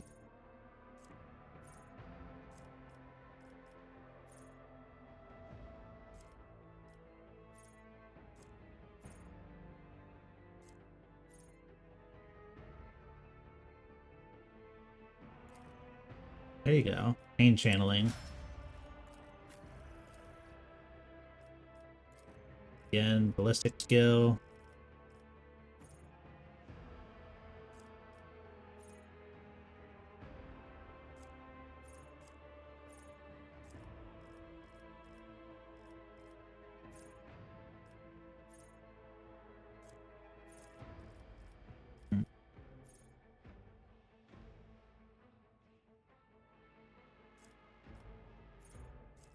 Also need perception, if I remember correctly.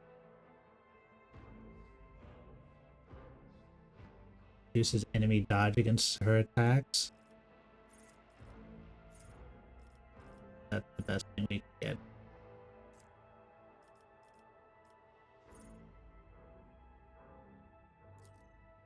Allies become a secondary target to this character's arc rifle. They do not suffer damage. Oh, they added arc weaponry in.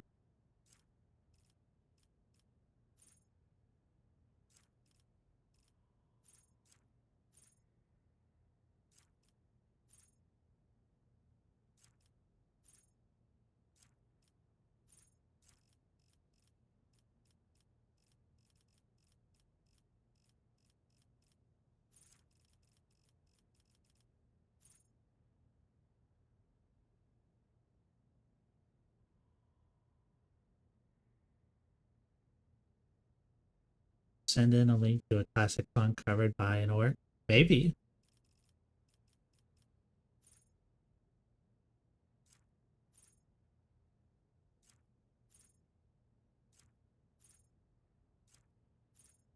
We'll give her rapid reload, because in long fights that could be bad.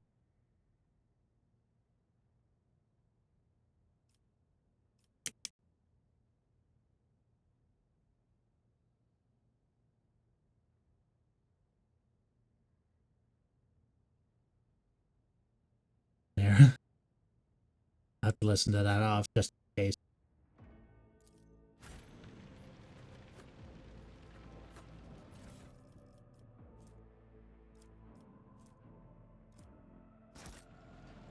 And we got the blade charge. The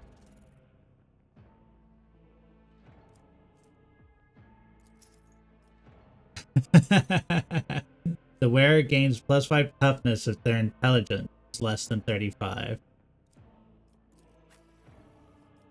Here you go, Abelard. If you're gonna be dumb, you gotta be tough.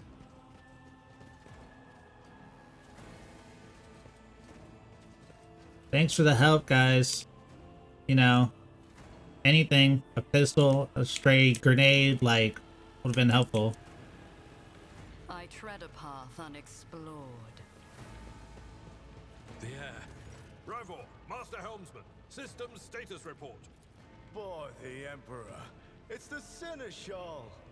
Living and breathing. Well, there's a tricky question. You've acclimated too much. The place is so overgrown with foul wickedry. We'll be scrubbing it off the vid screens for throne knows how long.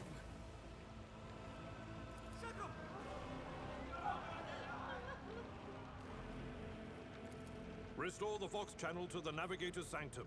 Ready the crew. Prepare for translation to real space. You may call me superstitious, but translation is not a good time to disregard rules. You are the only one who speaks for House von Valancius. You may not be the Lord Captain, but you, more than anyone else, deserve to take her place in the ritual that is about to commence. I am ready to begin the ritual.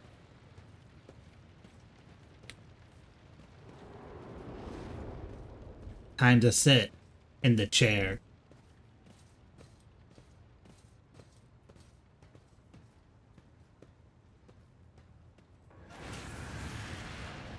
The image before you is hazy, swaying in sorcerous currents, visible to mortal eyes, but whatever is beneath this thin shell is constantly changing, while still remaining the same. It has taken on the guise of Theodora, but the false road trader's eyes reveal the entity's true surreal nature. One of Theodora's eyes is engulfed in otherworldly fire. The other, a vessel of ancient evil, bores into you. A voice sweeps directly into your brain without ever reaching your ears. This voice booms with all horrors of the warp.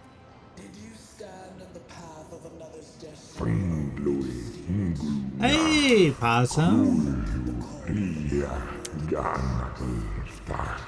that fate as your own. So be it. I wove the threads of destiny and held out my hand to you when the flame. Welcome in, everybody. You took it, and in doing so, sealed your fate. In the future, you will repay me for this boon For those of you just joining, welcome in. You guys want to check out a rabbit opossum? They're very nice. We are currently playing some Warhammer and also doing a giveaway if anybody is interested for the key to this game in particular. You can follow is the only requirement, and you can then enter the giveaway. It resonates and merges with the voices that have already dug their foul roots into your consciousness. A moment later, you realize that all the voices are the myriad manifestation of the same that has finally invaded your mind.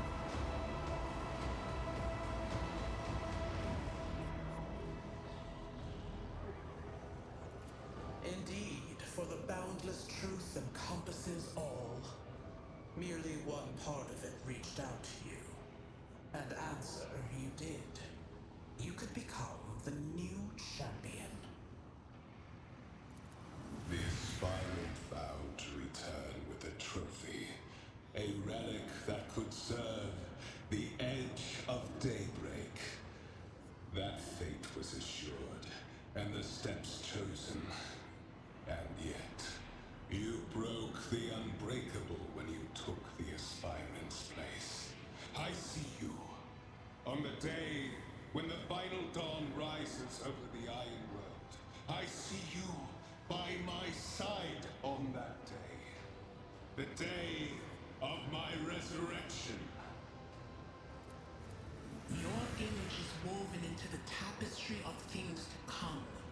I am the will of the weaver of destinies, and today I will weave a new thread of elusive possibilities and fickle chances. The thread that will lead you. For those of you joining and kind of wondering where we are in the game, this is the prologue. So you have not seen anything quite like spoilery, I would say, other than like the beginning story beats.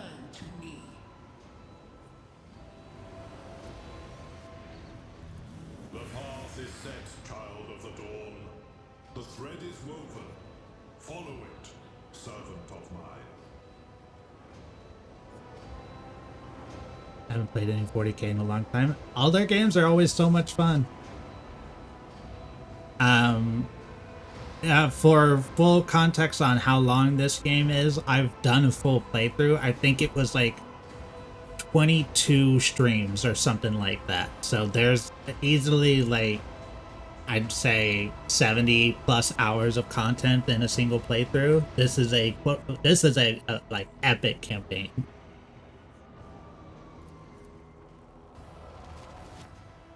Seneschal, the Navigator's sanctum is silent. The Vox signal is stable, which means... The Navigator gave his life battling the storm that nearly claimed the Von Valancius flagship. We will honor his memory, along with that of all who died this day. And it also has a morality system and multiple pathways that you can take, including with each character. So it also has some replayability for those who want to see the diverging paths themselves. So yeah, this is a big game. Seneschal, will you tell us now? Who is that? Where's the Lord Captain? As First Officer, it is my duty to inform you with the greatest regret and indelible sorrow that Lord Captain Theodora von Valancius is dead. May her memory never fade from the annals of the dynasty. By right of blood succession, and with the absence of other kin who could challenge this decision.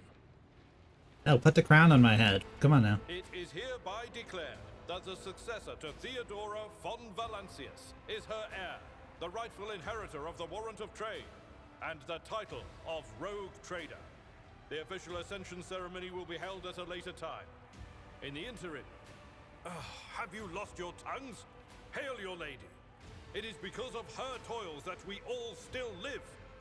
Thank you, Abelard. The deed is done, mistress. My apologies. I meant to say Lord Captain. Now we are the Lord Captain of our own rogue trader ship and our own empire. The Master of Whispers was fruitless. But victory came at a great cost. Lord Captain Theodora von Valencius perished along with her heir, Edelthrad, and thousands of crew members.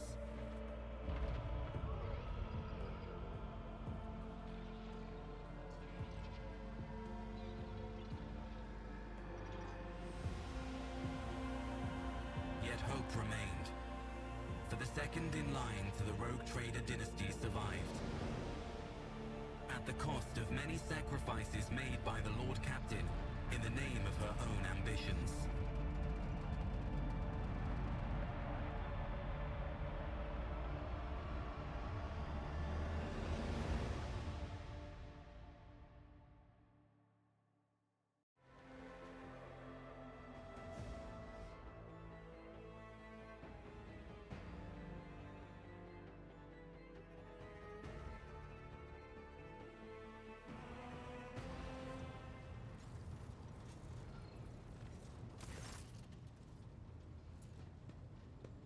Deep shadows of weariness can be seen on Abelard's face, so the old officer's eyes are keen to rake over you from head to toe. He frowns, mutters something, then nods to himself.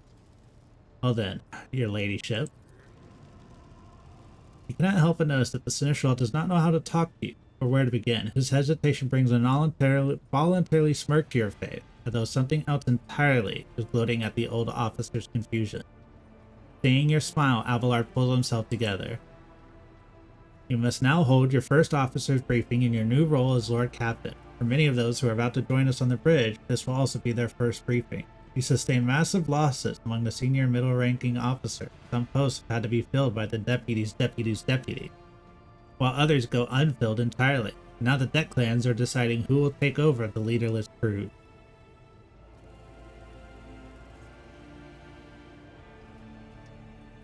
I am ready to start the briefing, summon the officers.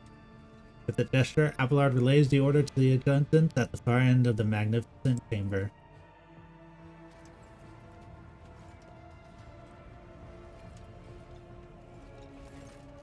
A dozen pair of eyes bore into you. The expression reveals restraint, joy, curiosity, and wariness. Attention, officers, you have been granted an honor. Lord Captain Imogen will personally conduct today's briefing. Our most gracious Lord Captain is ready to hear your report.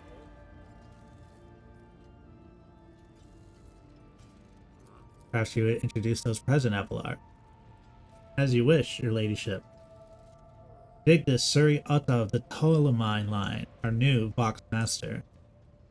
It is an honor to serve, your ladyship. Aboard this vessel you have at command thousands of crew members and hundreds of officers and section chiefs. I am responsible for receiving, processing, and sending all communications between you and them, as well as external sources. I am your eyes and mouth, Lord Captain. Beside her is Ravor, the master helmsman. He steers our ship along the course set by the Lord Captain and monitors the void around it to ensure that we do not stray into an asteroid field or a pirate trap. Hail, Lord Captain. This here ship's as good as home to me, so rest assured she's in safe hands. I'll die before I let her come to any grief. And lastly, our high factotum Janus Danrock, who oversees supplies, procurement, and the general material well-being of the ship. It is an honor, your ladyship. You may trust with me all matters concerning your comfort. Everything will be done to the highest standard. In the second row, we have 3 officers charged with overseeing the ship's vital functions. The Master of Ordnance is responsible for the artillery. The Infernus Master, whose crew work to prevent and extinguish fires on the ship. And lastly, the Drive Master, servant of the Omnissiah. 3 officers salute you. The Furnace Master does so with confidence, while the Master of Ordnance betrays nervousness. The Drive Master offers a salute, resembling a dance, involving the complicated manipulation of all the tech-free spectred instruments. Thank you, Abelard. Here, the Infernus Master. Yes, Lord Captain, report that all fires across the deck have now been extinguished. Preliminary damage assessment, in terms of material losses and crew casualties, has been completed. The results have been submitted to the Seneschal and the High Factotum. Those passed to him after the previous Infernus Master and his next 3 deputies expired in the line of duty. The lad is managing well so far. He can take the heat, so to speak. High Factotum.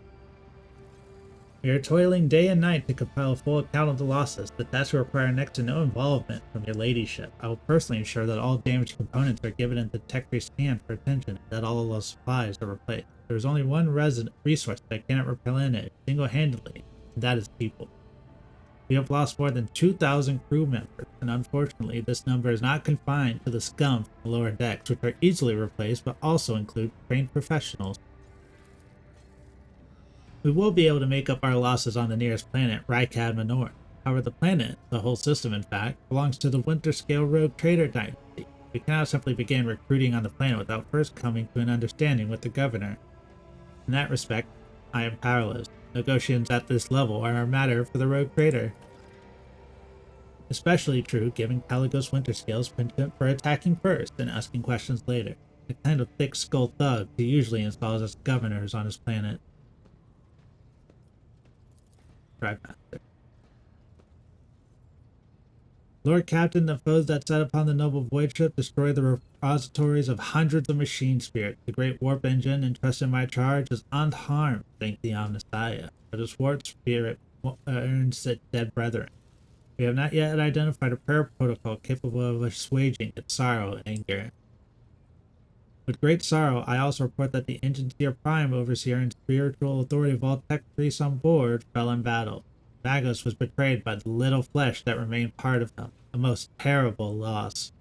There is no one among my comrades aboard whose experience and comprehension of the sacred protocols equals to that of the fallen Magus. We require a replacement, and as soon as possible. Last announcement. You are Lord Captain. To cut a long story short, the outlook is bleak. The ship's sound, more or less, but without our Engineer Prime and Navigator, who fell in battle, we have no way out of the system. If we try to set so much as a toe in the warp, I don't know what'll happen first. Or warp drive being torn to pieces, or all of us melting into the bulkhead. Your ladyship, if you allow me to interject, when we arrived at the system, my crew followed standard protocols and conducted a count of all the available communication channels in the region. One of them was a Novus Navalite station.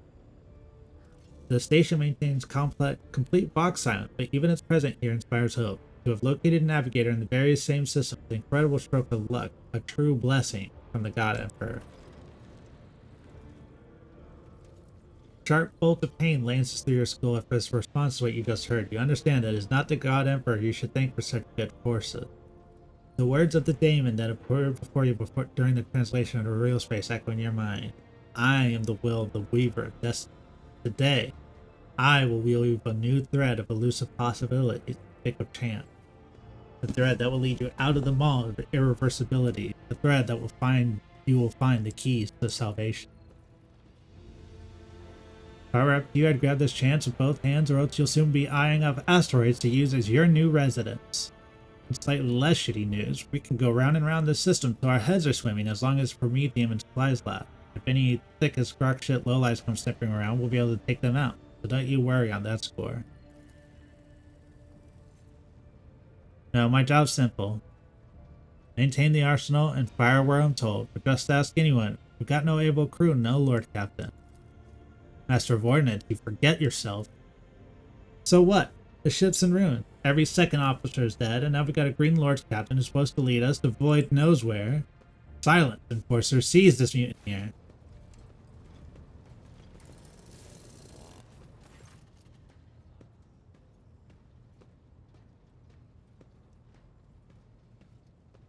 Only one officer of the whole lot has fallen to pieces, and that's not bad at all. Your ladyship, I do humbly apologize on behalf of the entire crew. What would you have us do with the Master of Ordnance? The former Master of Ordnance, I should say. Besides, find a replacement, that is, for we already have one lined up. He can remain in his post and leave his punishment at your discretion. 20 lashes a month for the next 6 months.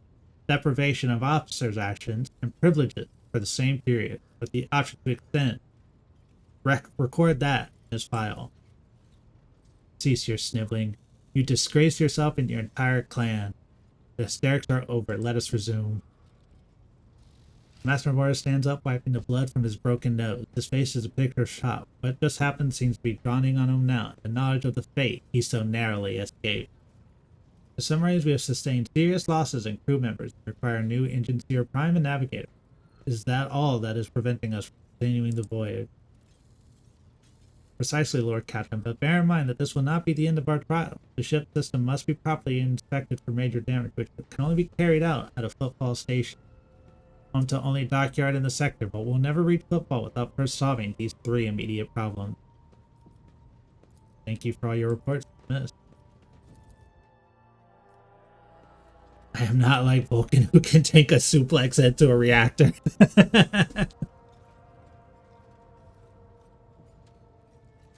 Your ladyship, there is one thing, a confidential matter of the utmost importance. Lady Theodora, your eternally esteemed predecessor, brought the ship here to the system for a reason. She was given a secret commission. You perhaps are wondering who is the authority to commission a rogue trader to do anything, and I shall tell you the Lord Inquisitor, the hand of the Emperor, the chief architect of his will in the Chronistic band.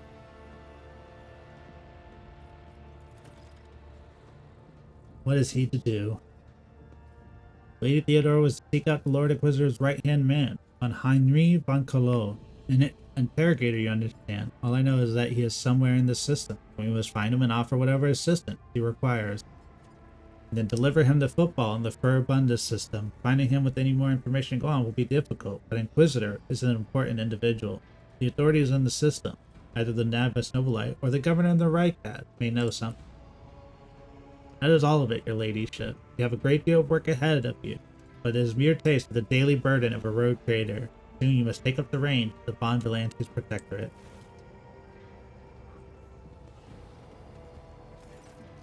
Dear Sargenta, explain yourselves. The sister of Battlegrim's nodded towards the deer. The psyker is suffering some ailment, or dark madness. She insists on seeing the rogue trader. I judge that it would be unwise to leave her unsupervised. I was also hoping to approach you with a personal request, but can wait. Speak with me when you have time, rogue trader. Daybreak. Damn it. Your ladyship, here's the thing. I was trying to see the immediate future and it hit me so hard my head is still spinning. Something very strange is heading our way and I can't make out what it is, no matter how hard I try. A single word is all I can make out. Daybreak. Maybe it's dawn, and it's ringing like an echo, like a bell, but if it's daybreak, then why is it so dark? Cannot extract any information from a single word. Can you tell us anything else? Miss Crystal asked. No. Not yet, anyway. The voices are going berserk, all shouting at once. I can't make any sense of it. As soon as I know or sense anything, I'll report it. Lord Captain, if you want me to take a closer look at your future, find me on the bridge and we can talk. Lady Theodora was well served by my whispers on many occasions. I'm sure you would benefit from them as well.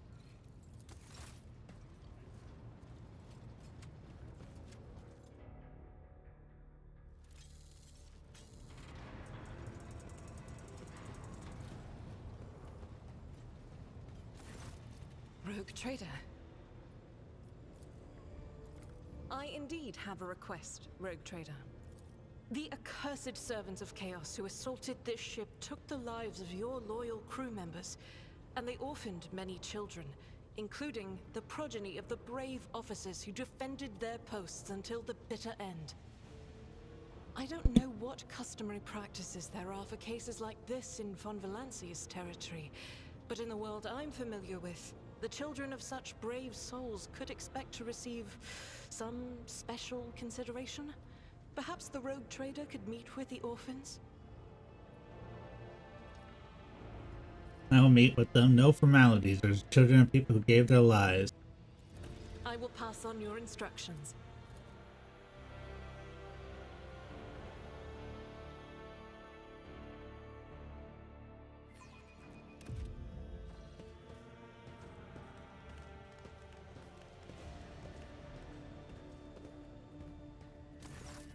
Motley group of thousands do not take their eyes off you, gazing as if you were a creature straight from a fairy tale.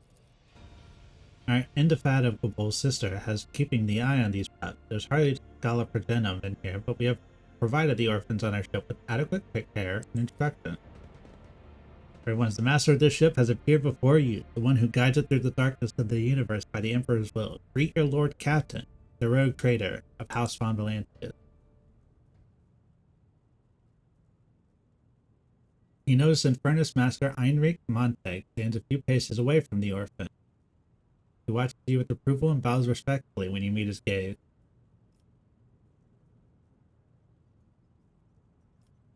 Infernus Master, do you serve as teacher? Not at all, your ladyship. I'm just looking out for the Infernus way to help folk control. It's our job, after all. So we trip in rations here and there and make sure nobody gives them a hard time. We take the older ones into the clan, care if they want. Many in the guild are not our family by blood, by circumstance.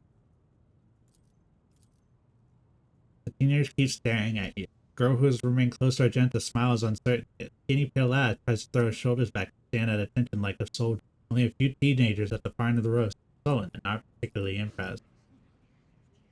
So what? Why should we care? Our friends and parents died in their dozens for their you-know-what, and you just give us speeches.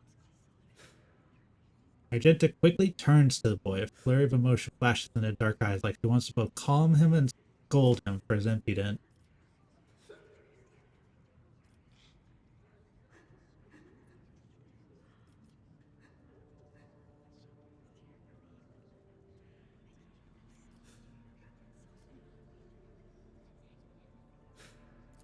Rest assured you won't be abandoned. You will be taken care of. You can tell by their bright eyes that the words and the very fact of meeting in their flesh have left an indelible impression on them.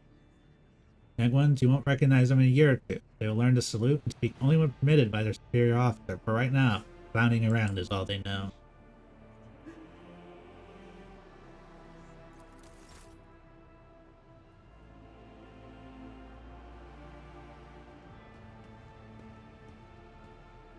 I don't think she always had the burning candles on her power pack there, but man, do I like it.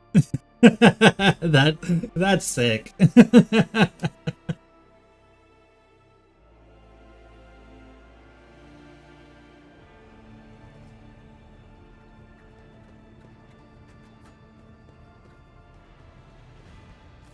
Greetings.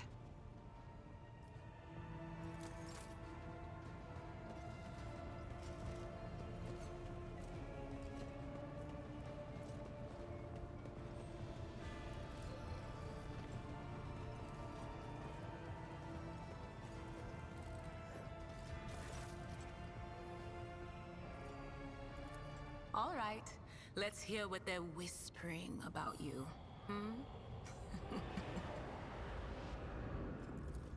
Seek not on firm ground, but in a golden hall suspended in the void. There waits a child without kin, but with a name blind to truth. She draws the brush across the canvas and does not notice that her palette is full not of paint, but of blood. And with each smear, this well does not deplete, but fills and fills up to the brim. Oh my god, Zen! Welcome in, Raiders. None will remain. Those of you just joining, welcome in. We're doing a giveaway here, so you are free to join as long as you are a follower of the stream.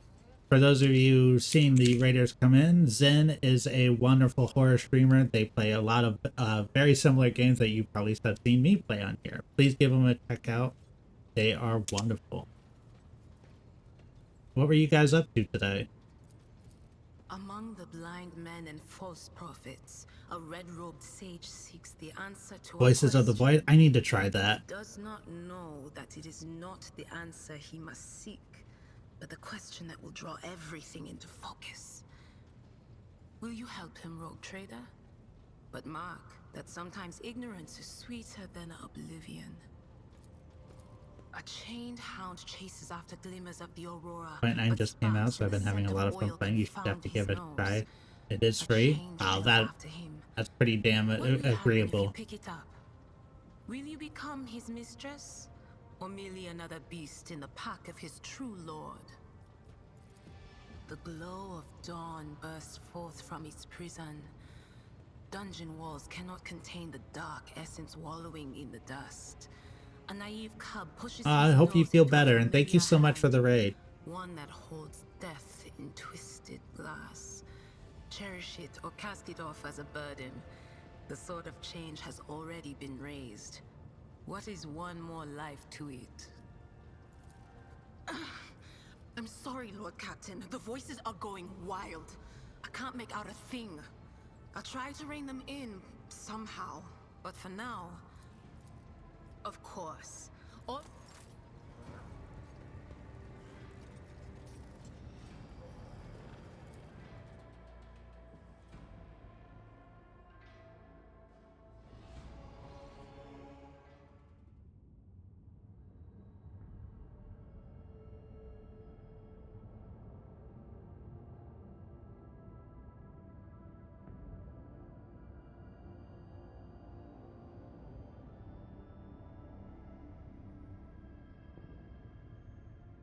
Alright, so we got our map here. Our Captain Astropactic Firemaster Zachary Weiss is asking to speak to you. Greetings, your ladyship. I can report that the choir is listening tirelessly to the Immaterium in hope of picking up voices from the Dynasty ship or world. However, we heard something horrifying instead. Amid the Immaterium's tumult, something screaming. Scream is driving your choir mad. Until it stops, we have no hope of catching any of the Dynasty world. It's coming from the Rycat System's Astropathic Station. We are going to pay a visit to that station. Thank you, your ladyship.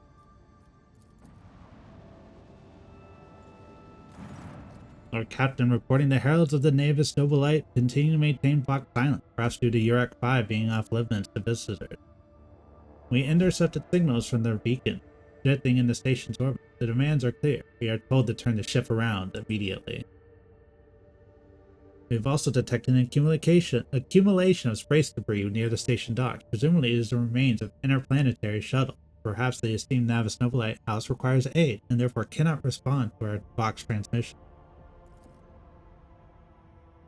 I'm sorry, Lord Captain. The station does not reply even after an official greeting by a rogue trader and a declaration of your intent to negotiate in person. Order the crew to commence docking. Affirmative, Lord Captain. We do not know what is happening in the station. You have to look for the esteemed navigator's blind. Dock safely. May the God Emperor light your path.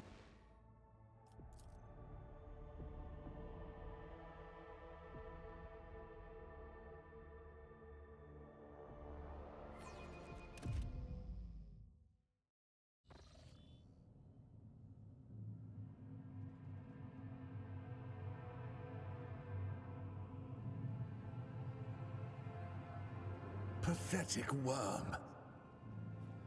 You dare to argue with your master? It was not you whom I swore to serve within these walls. My lips are sealed. Confess! What was the old man's last command? What are you planning? Give up, Keeper. You have lost this battle. Again. We're getting nowhere with these ones, sir. Permission to execute them. Because you will be consigned to oblivion for your transgression against House Orcelio. Mortal Emperor, deliver your servants from peril. Prayers will not help you, servant of the damned. In the name of House Orcelio, I command you to execute these infidels.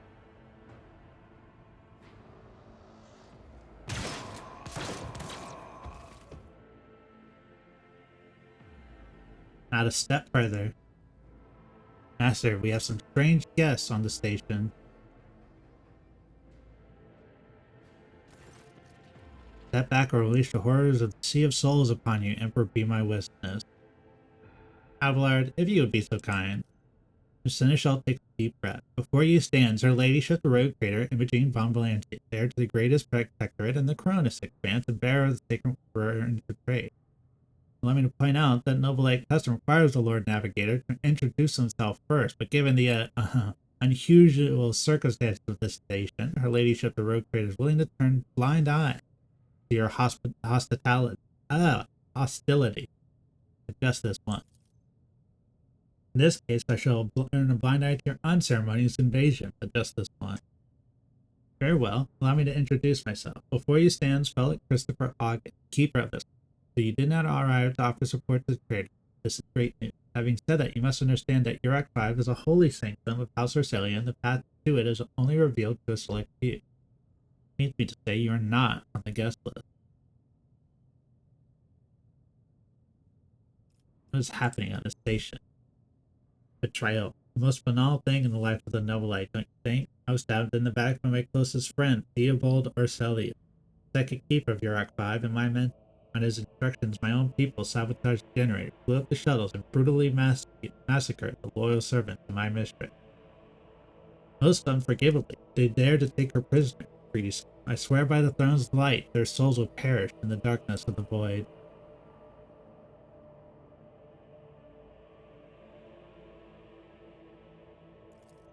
I would never ask such a favor under different circumstances, and yet Lady Cassie's well-being is above all. I haven't got many people left, and my wounds are too deep for me to act with precision, but you may actually succeed. In order to ascend to the mistress's chamber, you'll need to remake a holy relic sanctified with the blood of Lady Orselio herself. This is the control rod of the elevator machine spirit. I have one part, the other was lost during the mutiny. But even this relic will be of no use unless the elevator mechanism is powered. How do I remake it? I have a phylactery containing the mistress's blood. It needs to be taken to the lab, which is located behind one of the reliquary doors. The most ancient sacred mechanism will help to rebuild the rod. The tech priest ceaselessly perform the rites of appeasement so the fiend's spirit would serve the house in a time of need. The fateful hour is now upon us. So how am I supposed to power the elevator? The station's main cogitator is situated in the guard room. Just enter the correct command sequence and the sacred mechanisms will do the rest. It's so simple. Why haven't you done it? Never said the feat would be easy. The path to the laboratory in the guard room is blocked by the very same madmen who took over the station. They will not negotiate and are not afraid of displeasing the Nobilite or incurring the Emperor's wrath. They bow only to brute strength, something which I currently happen to lack.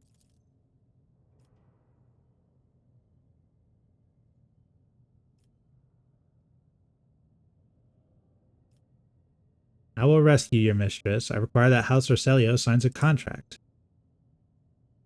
So be it. Hurry the mistress's safety is for all that matter, but should you fail, our arrangement is finished. Horses were mauled by a force far behind any mortal capacity. The faces are twisted in pain and the hands are fused. Veins that carry the poison of fear and pain throughout its body. Who are you? Why are you crying? Why are you running? The witch is talking about the enemies of humanity who set upon this abode of noble navigators. Then our weapons will soon dispel their wicked misery.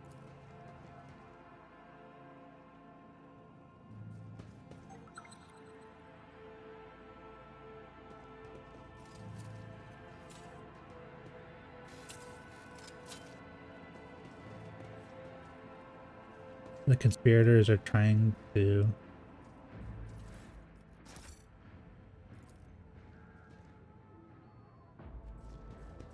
Most of these unfortunate souls took their own lives by slicing their guts wide open.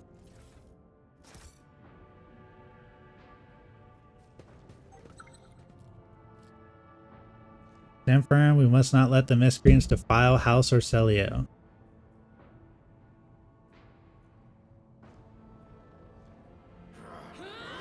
Fire at will for House Orselio.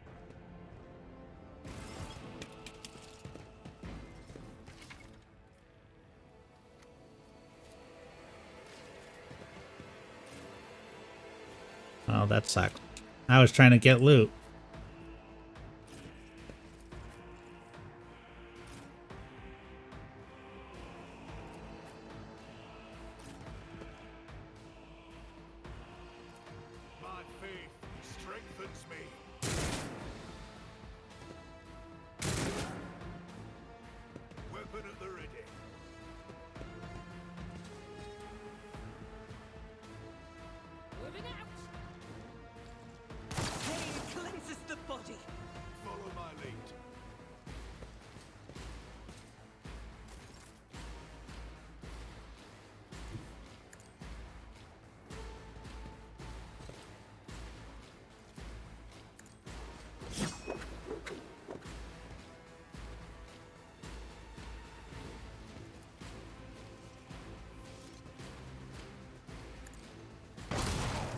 There we go.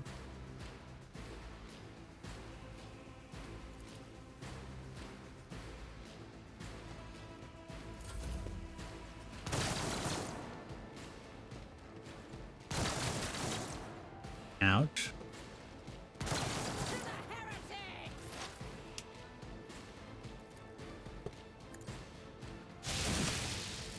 Triple kill.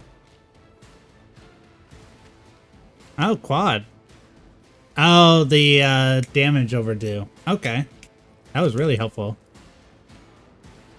Hey, Suo. Good morning. How you doing? Follow my lead. Stay vigilant. Got his own buddy like 6 times. Super helpful. Tried and tested tactics are the best ones.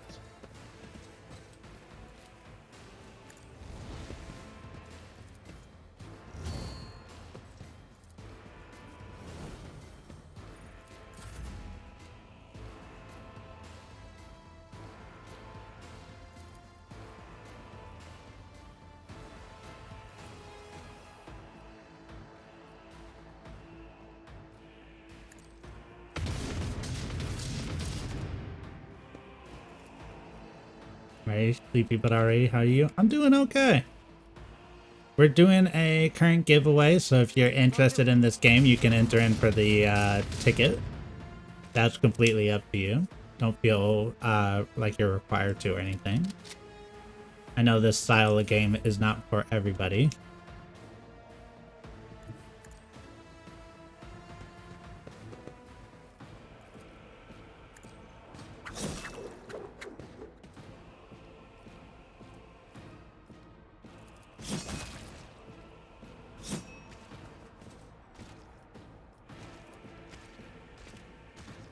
One step closer.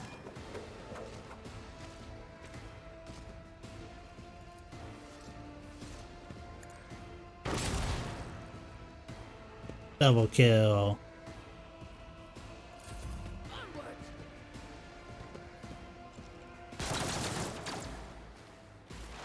Still standing.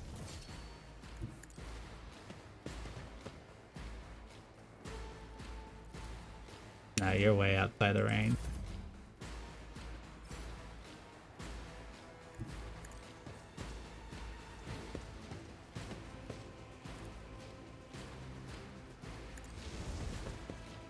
No, so I'll take the ticket.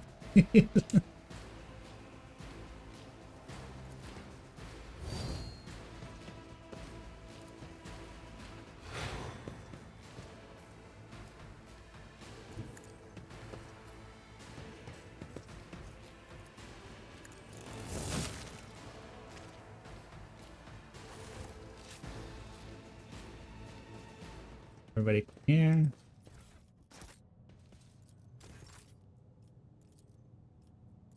Heal the fresh injury.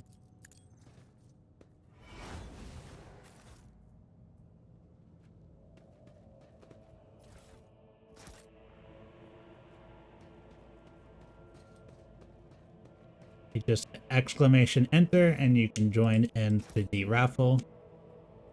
Subs do have a increased chance they count for 3 tickets.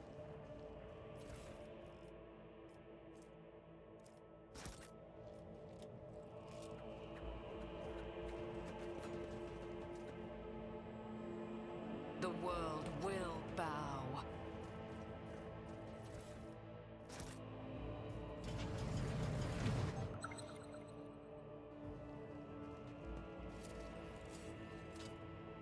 Duty prevails. Fly. Warp. If we'd been in real space, I'd have.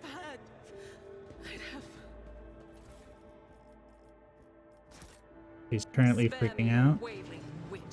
Every voice that sounds in your mind is a whisper of the archenemy. I don't know if we needed to go that far, Argenta.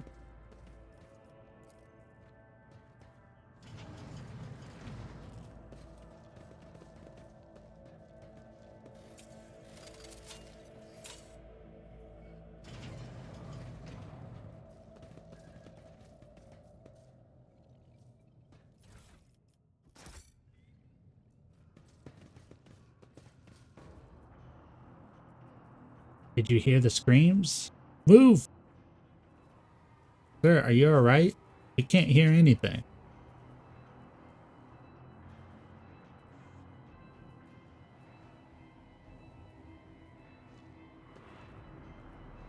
He's drunk now. Now I see you're in league with them. Is this an insurrection? Yes, indeed. Death to the traitors. Sir, what are you doing? Get a hold of yourself.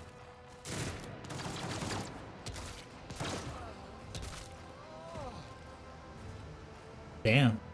I know. You are all traitors. Traitors of all of you. They told me. They whispered. Hey, who are you?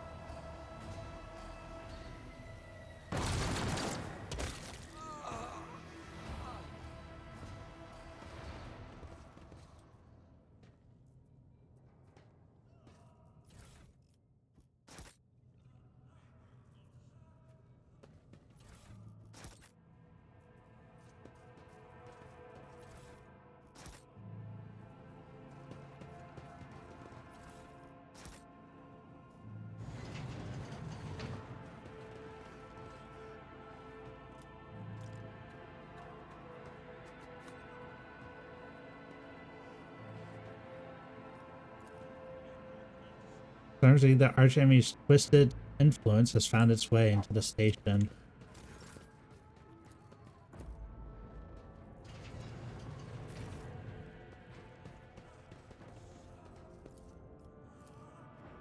Ruinous favor prevails.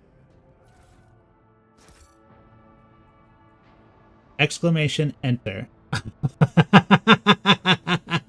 Be not afraid.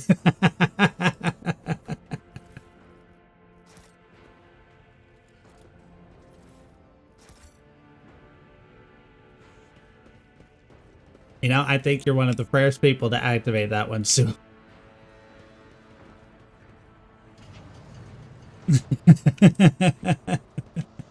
Biblically accurate blib. Cogitator's vid screen is covered in cracks and stained with dried blood. I think your face fell off there a second. Yeah, it does that. The button switches and levers were ripped out of the control panel with exceptional cruelty and scattered around the sacred mechanism that now sparks and hisses in agony, still refusing to perish. Hi, waifu.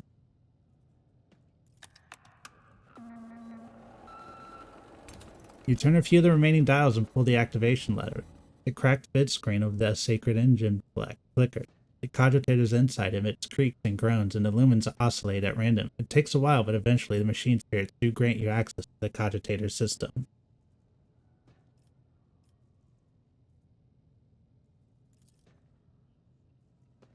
Bella Corselio, Theobald Orselio, Calamiro Orselio, Alexius Orselio, Erasmus Estevan Orselio. Deceased, deceased, deceased, alive, alive. A child, location, upper chamber, biometric parameters, rapid heartbeat, elevated body temperature, stress level exceeds the permissible limit, status, unknown error.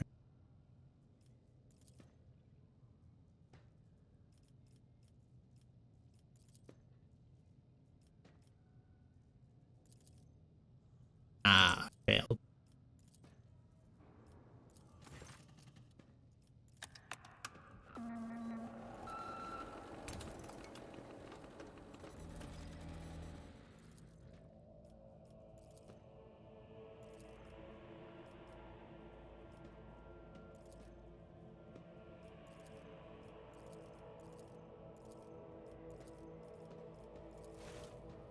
There we go. Opening up some doors.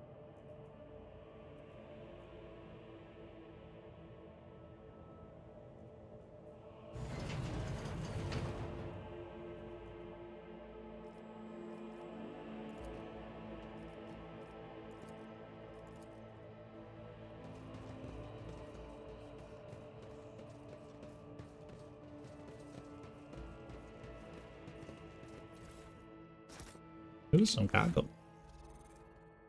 +2 lore warp. Or... Oh, what's the button? Go helmet off.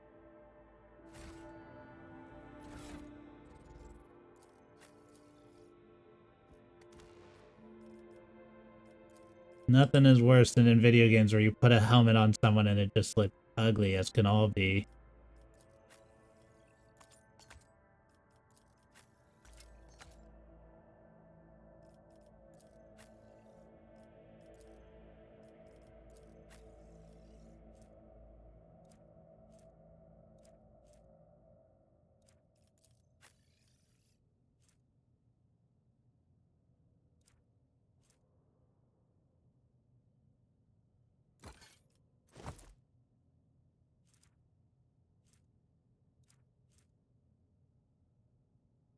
Long leg.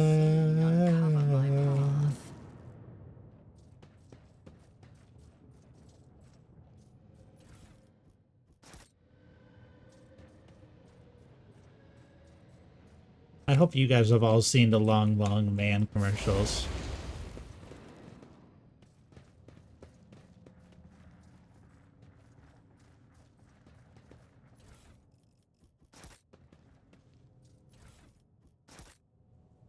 I never don't think about Idri or wherever, and it was in that damn ass stupid helmet in that Lord of the Rings game. Yeah, the condom hat was not the greatest look for the elf character.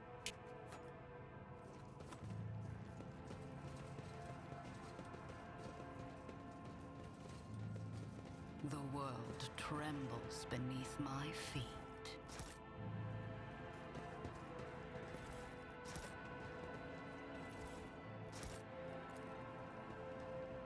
Synthetic amniotic fluid pools across the floor, barely discernible traces stretched to the side opposite of the entrance.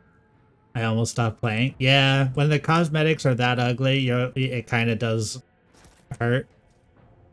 And especially that one, because you had to wear it, if I remember, for like a third of the game, because it was a good hat too.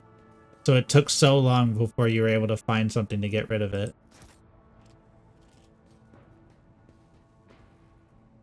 They all just lost their mind. Please don't kill me. Okay.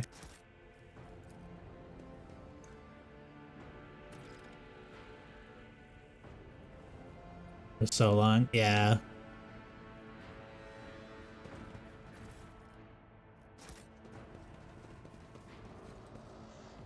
It's been like 10 years and I'm still mad about it.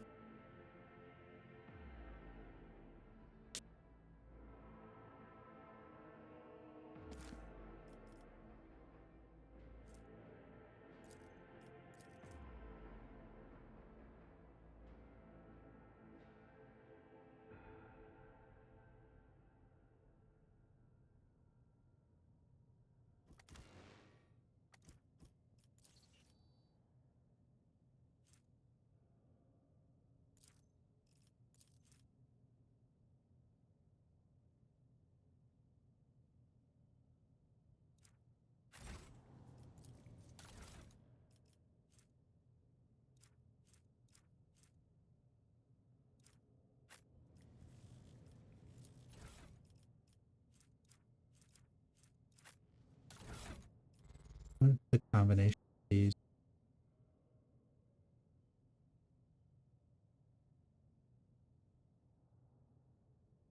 Adamantine dust and black water is the worst combination. Empyrean guides my gaze.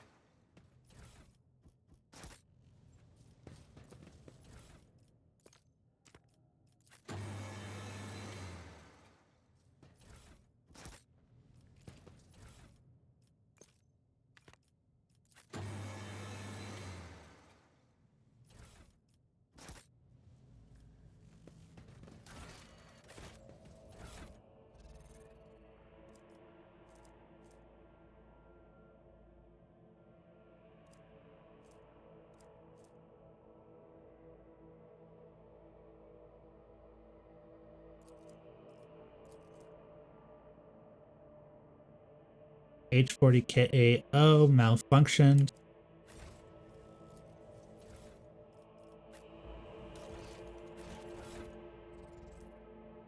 H41, okay.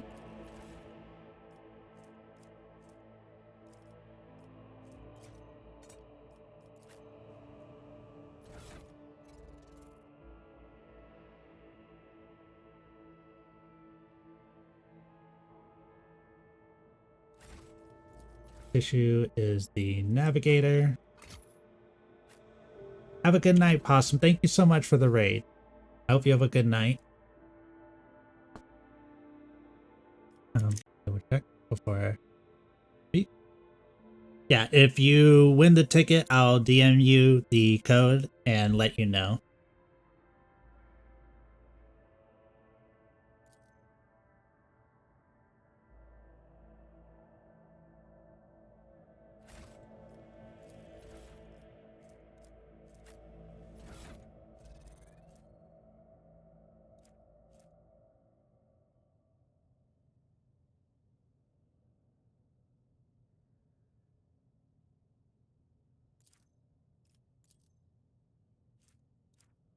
The Lowborn Flesh, I think, is this one. So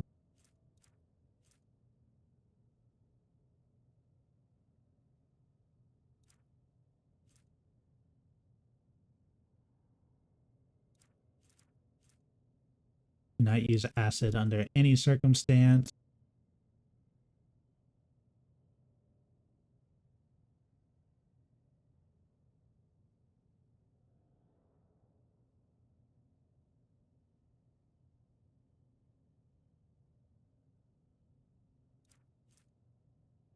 Ye have fun with work there. We will. Thank you so much. I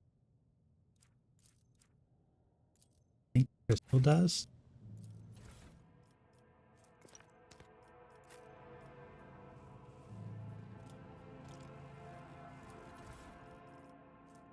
And I'll now.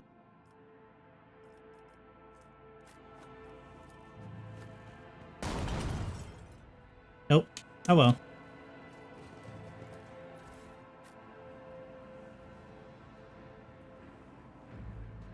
If I remember correctly, it just gives you some vials of protection against certain things, but it also has some pretty nasty drawbacks, so we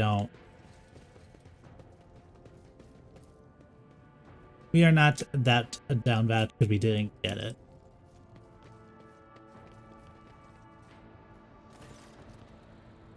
You dealt with the threat and powered the elevator. Well done.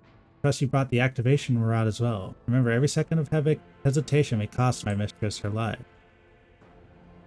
Crossroads, there are two paths, both stained with blood, both leading to the accursed eye. They all wear masks, so poor and flimsy. They fall at the slightest touch.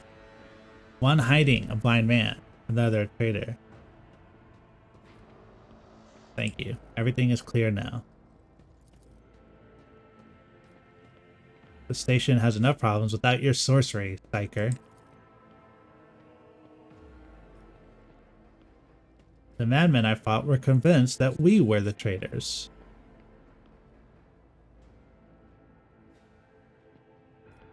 The servants alone cannot be blamed for what happened on station. Most corpses I discovered were either unharmed or feeble.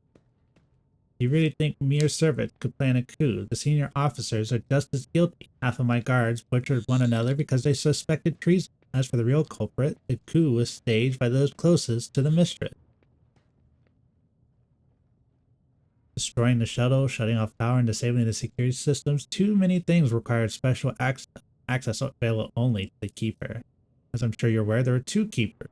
Theobald, the demented old man obsessed with Lady Cassian Fallon, and the one to blame for the woes that befallen Iraq 4 in our noble line.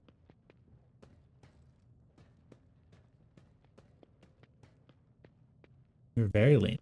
I was lenient, this is true. And in the end, I paid a steep price. Don't trust you. It really is time to end this. I was hoping to find an ally in you, but now you're merely delaying the sorrowful end of your story.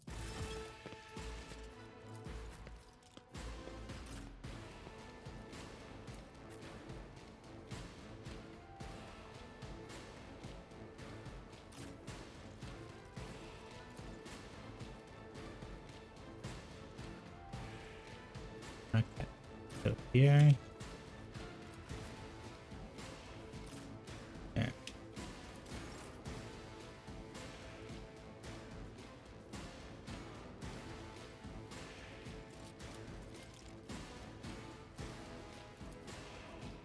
As the Emperor commands, I act.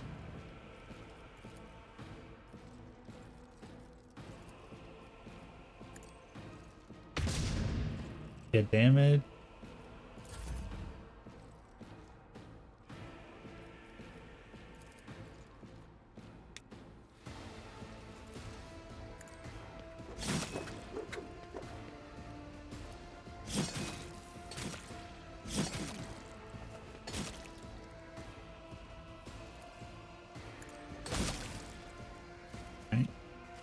2.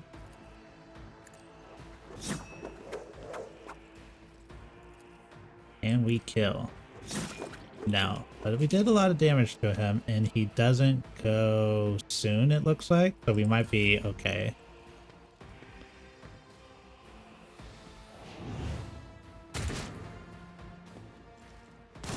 I'm not injured.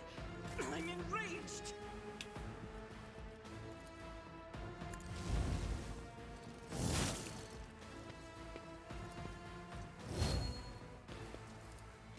Abelard, go harass the Psyker.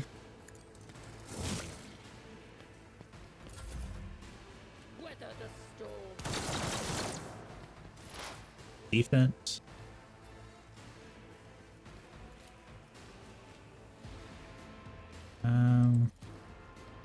Let's kill the guy with the shotgun. Buff you. And weaken you. Follow my lead. Good dodge.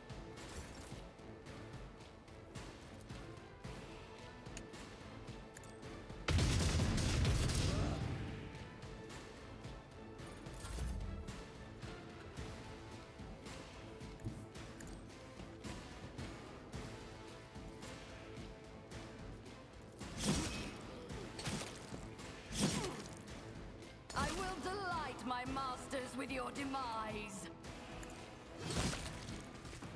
Good death. Nice hit, Abelard. Pick his shoes.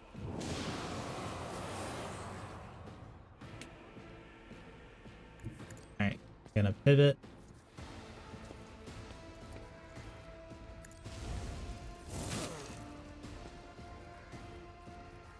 Indeed. No, Abelard, this isn't Indeed, that's a website. I must not falter. Nice.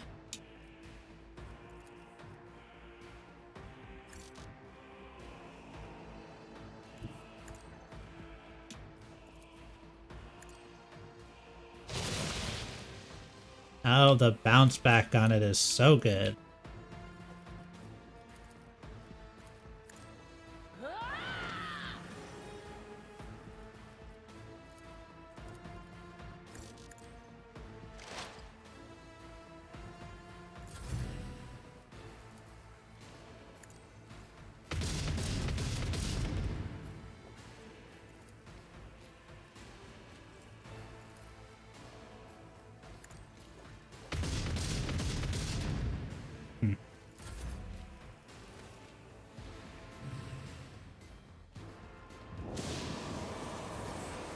Now it was stunned. That's rude.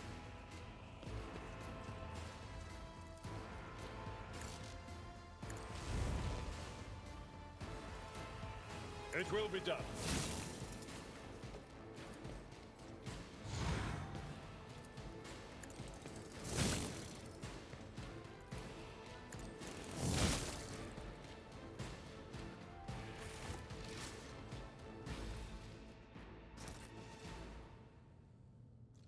Embrace true power.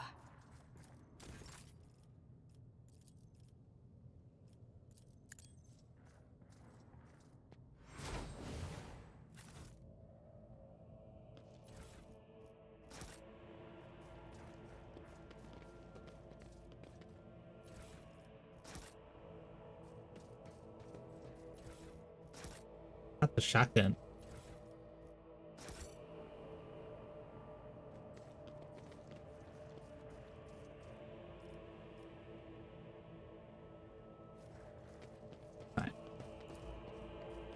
Good thing is when you try to leave, it normally just gives you everything that was in the room.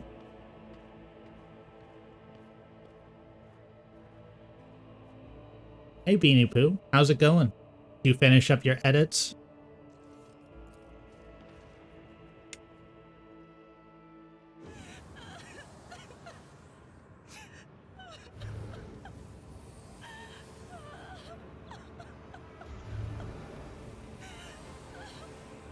Hey, Pumpkin.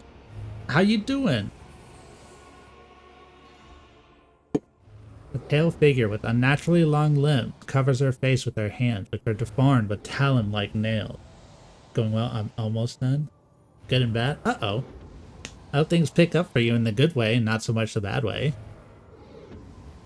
Her deathly pale face is coated with blood that continually streams from her scarlet-misted eyes. Her spiny gills, slightly hidden under her disheveled hair, twitch nervously at your approach. Only now do you notice the third eye on the young woman's forehead, hidden by a jeweled ornament. When your eyes meet, you sense overwhelming, soul-smothering power. Just need to add reaction images and it should be done by tomorrow at the latest. Nice!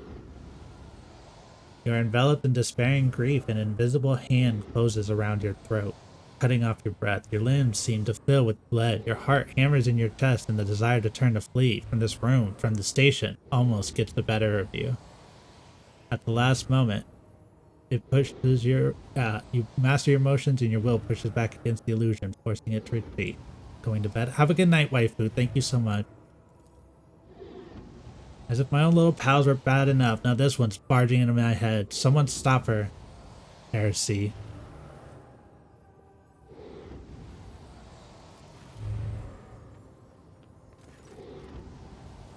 What is happening? Was someone calling my name?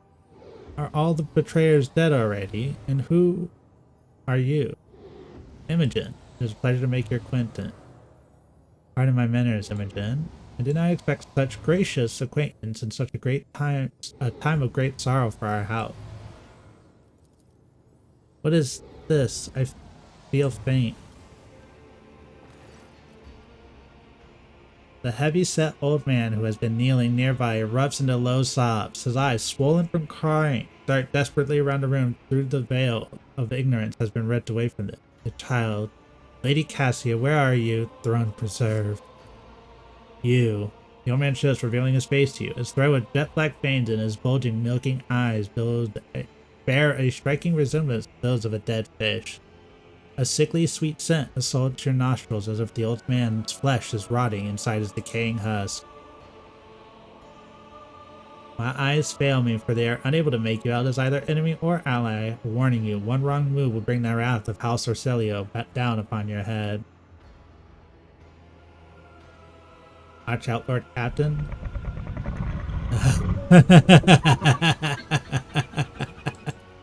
Imagine if somebody made a sound like that at you, I'd step back.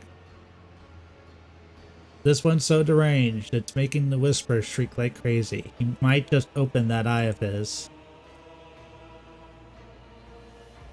At present, I'm trying to determine what is happening to Yurok 5. I'll grant that you do not look like pirates who have come coveting the riches of a wreck station, or like scoundrels in Felix service. Imogen von Vlant. Oh, Abelard, introduce us.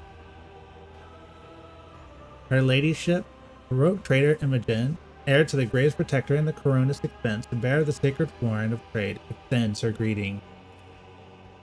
Another rogue trader in our corner. How interesting. You can always make an appearance in desperate times, ready to cut a deal that benefits one side alone. Given that you have not so far drawn your weapon, your intentions are probably peaceful. So House Orcelio now asks a service of you. Save the life of the child in exchange for future cooperation. Do not hurry to answer. Think on it. You can make yourself an ally or an enemy of our house today. You decide.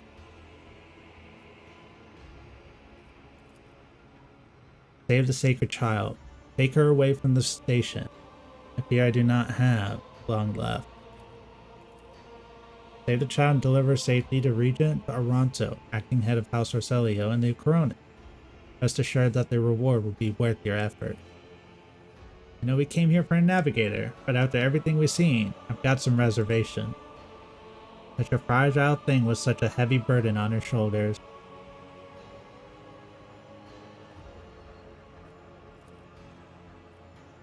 Cassia shall come with me.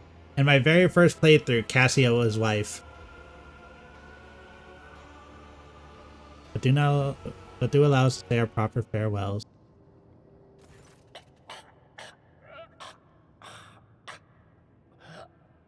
Wake up, my mistress, my sacred child.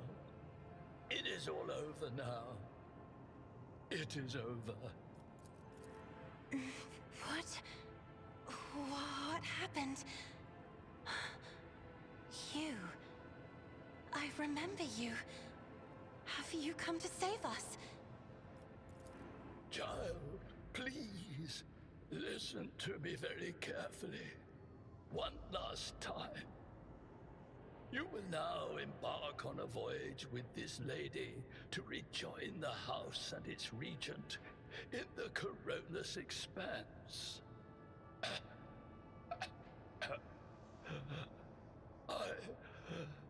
I will not be able to accompany you on this journey.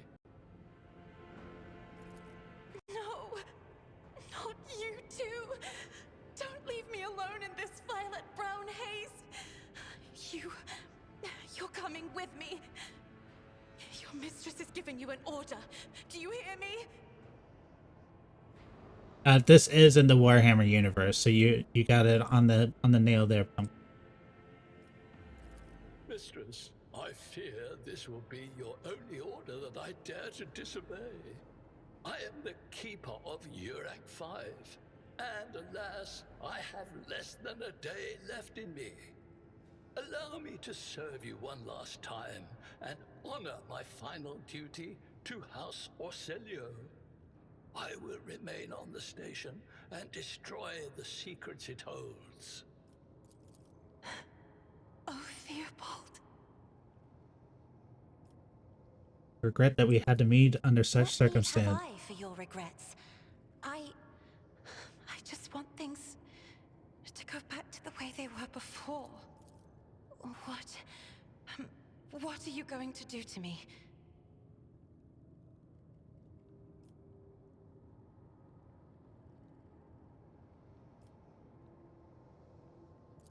Do not fear what is to come, child. You are ready to guide any vessel. I know this because I taught you myself. And it is difficult to imagine more worthy company than a rogue trader. But remember, your safety is of paramount importance. Get to the Great Regent and fulfill your destiny. I beg your pardon, but what about my servants? Urak 5 is still full of people loyal to House Orselio. All who can be saved will be given succor on board my ship. As a Lady Navigator of House Orselio, I accept your gracious offer of protection. Please, take me to your vessel. I can no longer bear the pain of this place. We can fit in a few more people. We recently lost a couple thousand, so I'm pretty sure you're like, we'll say 15. 15 servants can come.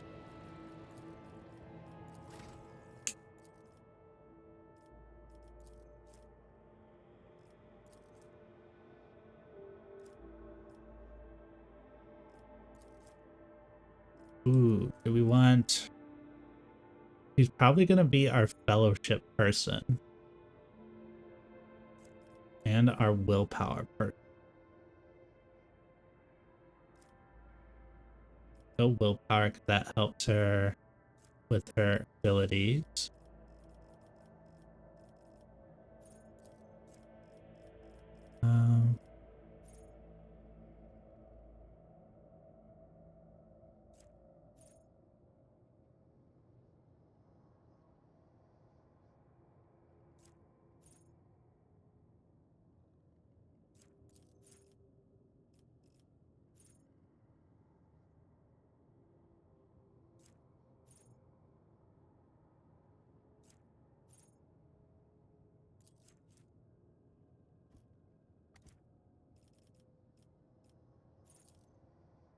Yeah. Mastery of time. He's all about giving you the extra turn.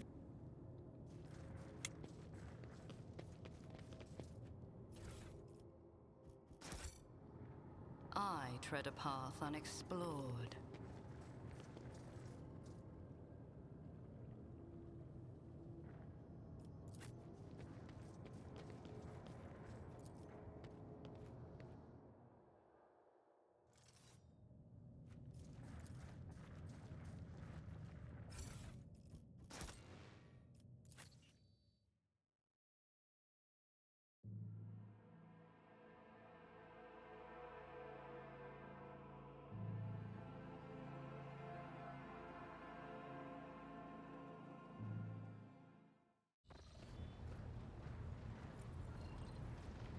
Ad starting in a second.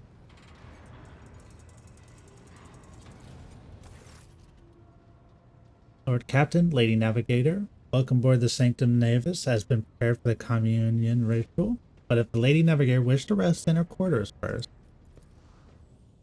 Your heart starts beating furiously, your breath comes short and choppy, and your fingertips tingle unpleasantly. You notice that Vigilus is shivering slightly, and the crew are glancing around in puzzlement, searching for the source of this sudden wave of unease. Without even looking at the Voxmaster, Cassia waves her way. First, I wish to speak with the rogue trader. Leave us. Of course. When you're ready for the ritual, please let me know.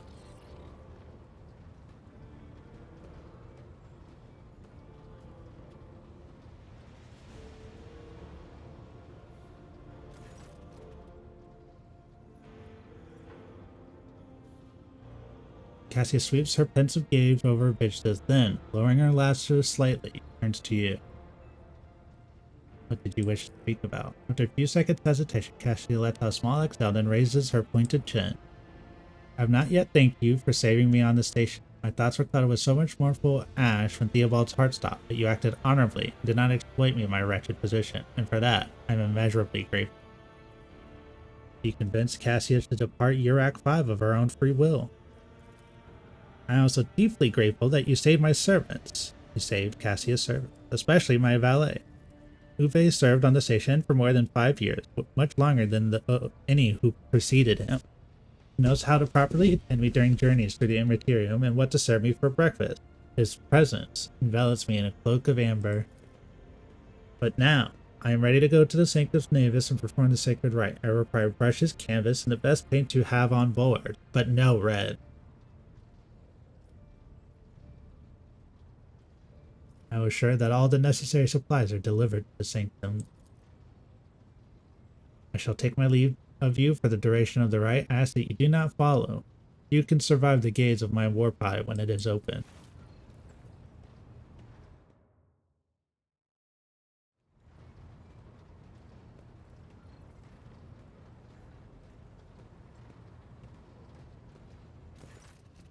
Our captain, I will oversee the open channel between the Lady Navigators and the bridge. May the Emperor's light help us all.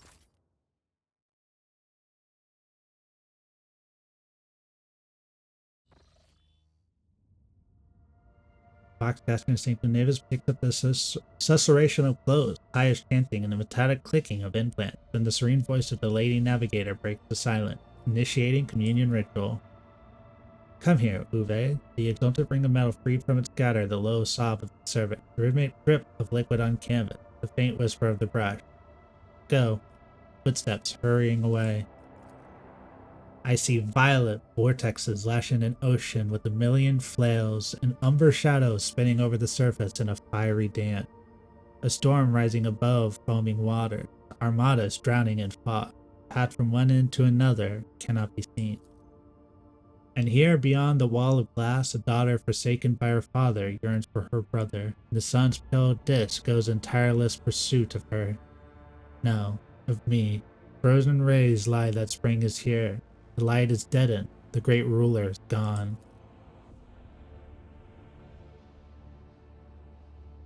The Voxmaster recoils at Cassia's words and accidentally snaps one of the cogitator levers. The panel beneath her fingers emits sparks and the Voxmaster falls silent. She quickly flips a series of switches and bows guiltily. My abject apologies for cutting off the broadcast, Lord Captain. I have never heard the warp speaking through a navigator before. The connection is restored now. It will not happen again.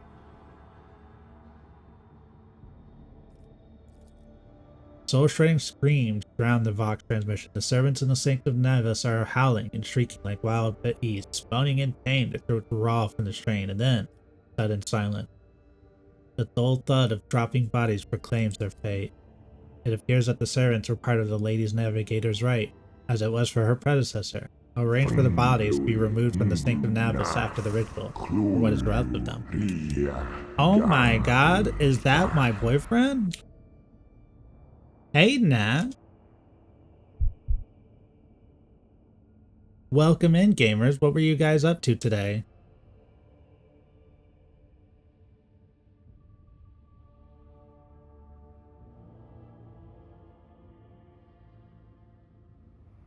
Oh.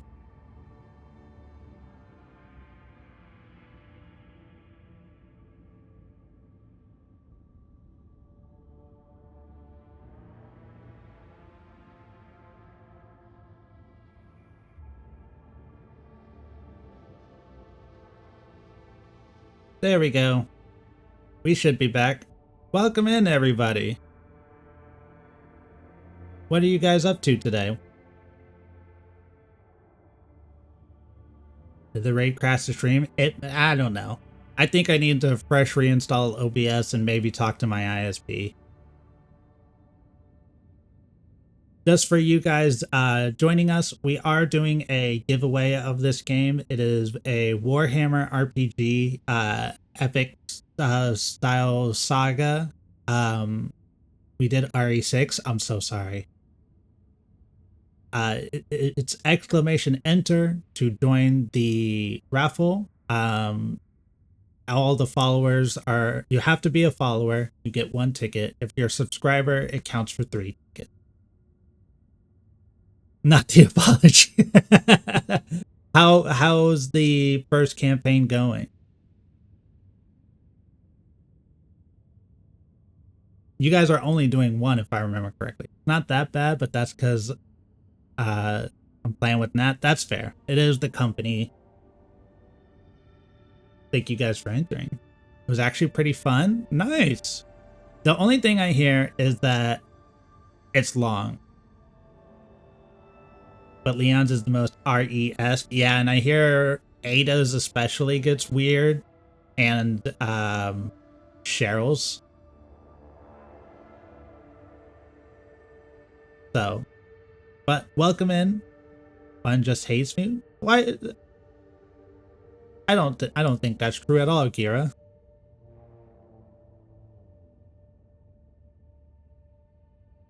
It do feel kind of long. I heard Chris's is basically Call of Duty. That's right, there is a Chris one in there. There's like 4 campaigns in that game, isn't there?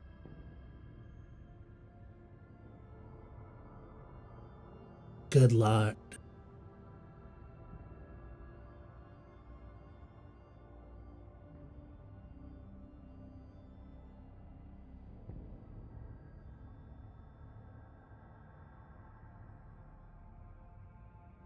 Jerry, Jake. That's right. Yeah, and 4, and just Leon's will take like 2 more streams to finish. Leon, Rebecca. And then Ada.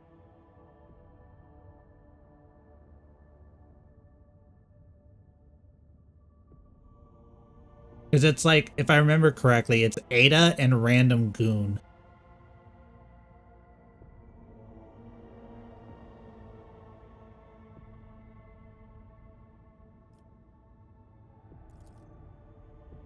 Rogue Trader, I fear I have unfortunate news. Endless blackness has spread across the canvas, dividing what should be a whole in 2. My sight cannot glimpse the light of the Emperor as clearly as before. I cannot turn around. My brush only draws me onward. The way is blocked. By the Emperor's grace, the ritual was successful. Your vessel's temperament presented a challenge. Cold steel grip did not allow me to breathe freely, even for a second. It was as if the depths of the ship housed not only machine spirits, but something other. Now I will retreat to my chambers to recover my strength. Send for me if you have need of me. Thank you for the 5 watch streak, Kira. Lord Captain, congratulations on acquiring a navigator. Please spare me a few moments of your time as there are several matters that require your attention.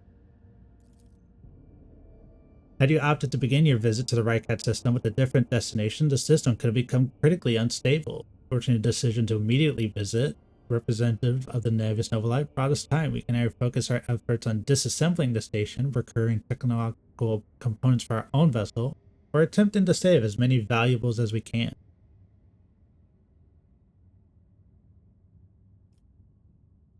Give me anything useful for the ship. With your permission, I would also like to remind you that we are still looking for an engineer, but the vessel and its machine spirits are in desperate need of oversight by an experienced tech crew. Chris Redfield can suck me from the back. What are you, actually Wesker? We are also missing some crew, and much more importantly, we have not yet located Heinrich, and to the right hand of the Lord Inquisitor. Now we know for certain he was not at Urak 5, so we should keep this in mind when making any future plans. You have an emote to show me?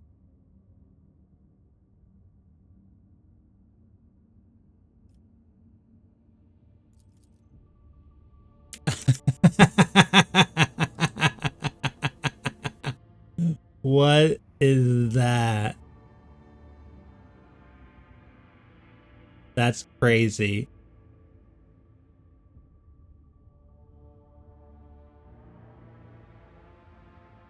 It's Weskin time.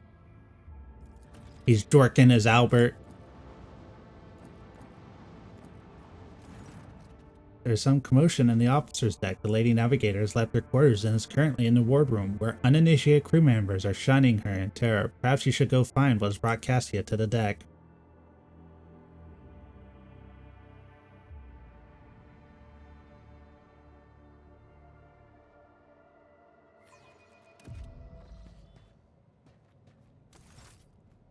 Oh, her servant survived.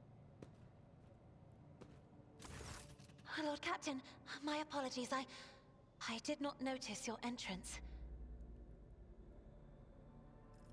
You're fond of reading. Oh, this. I found this fascinating read on one of the shelves, and I must say, it has caught my eye. Its every chapter is written in verse. I find it so beautiful and enrapturing. Urak 5 had a vast archive of its own, of course. Although most of the works within had to do with scholarly disciplines of some sort or another. Only in my sparse moments of respite was I allowed to escape into the pages of more embellished works. Are you well? One should not underestimate the navigators of House Orselio, Lord Captain. Like a shawl of pale smoke, a faint malaise hangs upon my shoulders, but it will not be the slightest hindrance to my duty to humanity, and my duty to you. No, it is not that at all, Lord Captain. It is just that Uwe is quite capable of carrying out his duties by himself. He is well accustomed to my whims and preferences.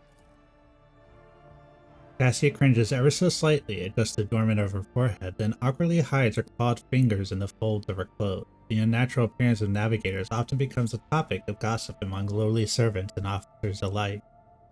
It is unsurprising then that Cassia prefers the company, who is used to one who knows how she looks. There are people on this ship who are far more impulsive and dangerous to others, and far less devoted to the God Emperor than a herald of the Navis nobility. But I did not need your words to see the shades of umber unease that whirl around your subjects whenever I am near. Were I not acquainted with such a reaction, I could have found their behavior and your question just now insulting. Lord Captain, would you kindly explain to me why you are pestering me with these questions? Inquiring about my mood and my needs, showing an interest in the books I am enjoying. You are behaving as if you possessed a shred of fellow feeling for one such as I. I beg your pardon, Lord Captain. That was no way for a navigator to conduct herself. Nothing to apologize for. Human naturals are natural, be they good or bad. It's just as natural to share them with others. Please forgive me. I cannot even understand myself right now. Your words and attention have reminded me of life on the station, of Theobald and Felek. I do not understand. They were merely the keepers of Urak 5. So why do memories of those two make me feel a strange heaviness here?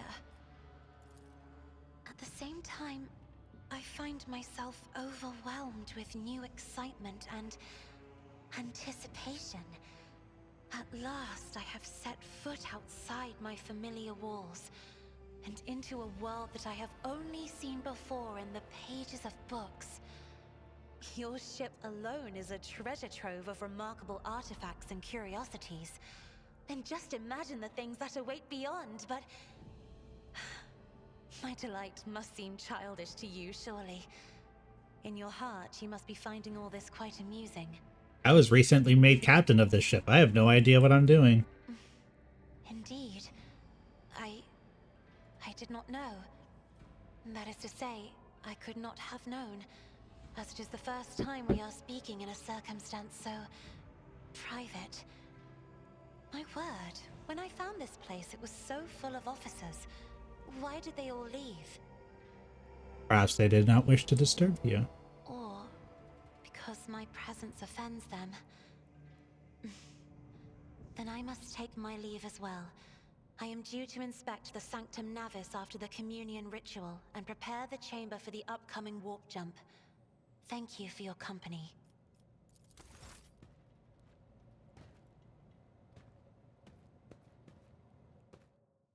I don't think I ever chose the option for her to bring her servants with her. And I don't know why.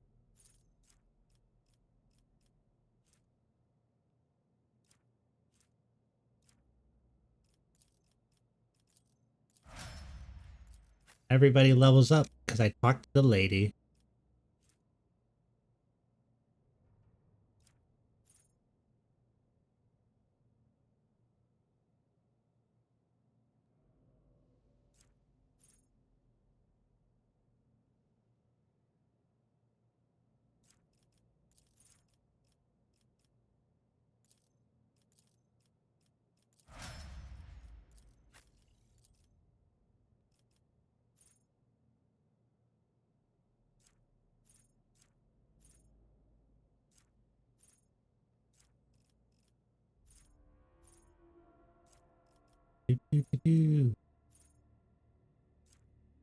Um,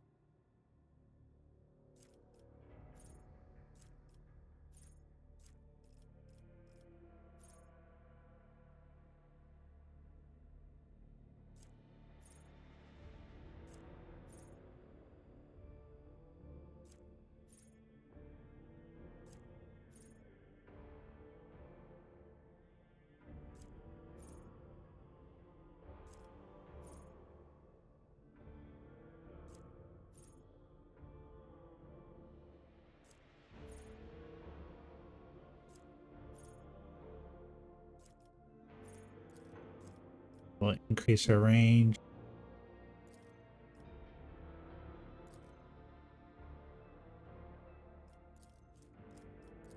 We'll buff her perception. Ballistic skill.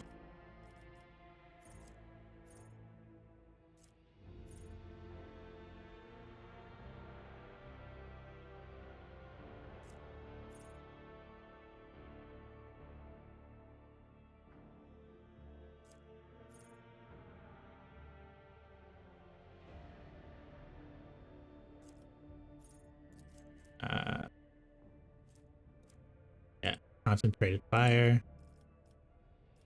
Actually, we'll do controlled shots so she can shoot through people.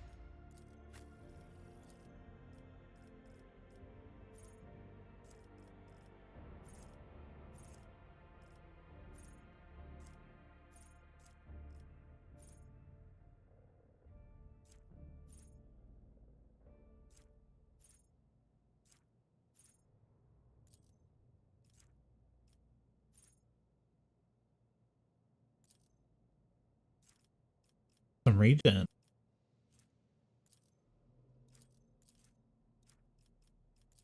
Boost her health at this time.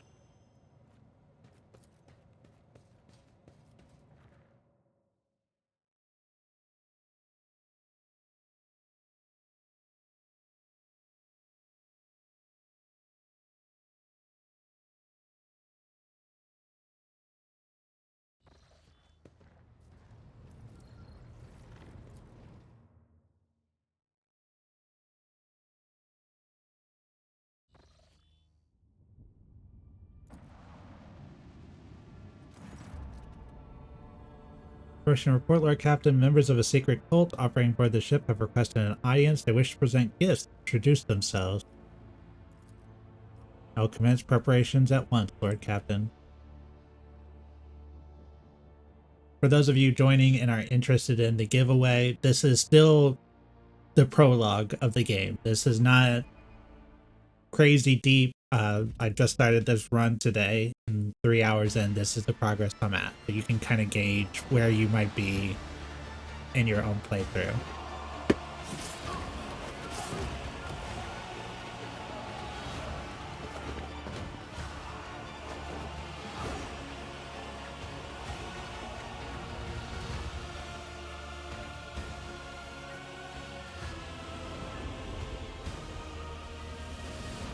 Good old death cults.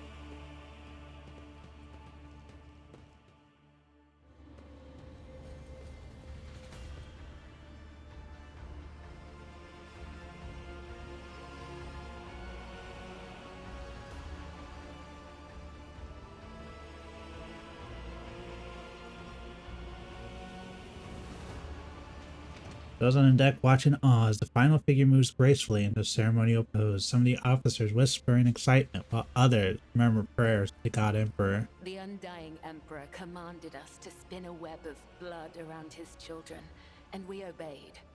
We obey still.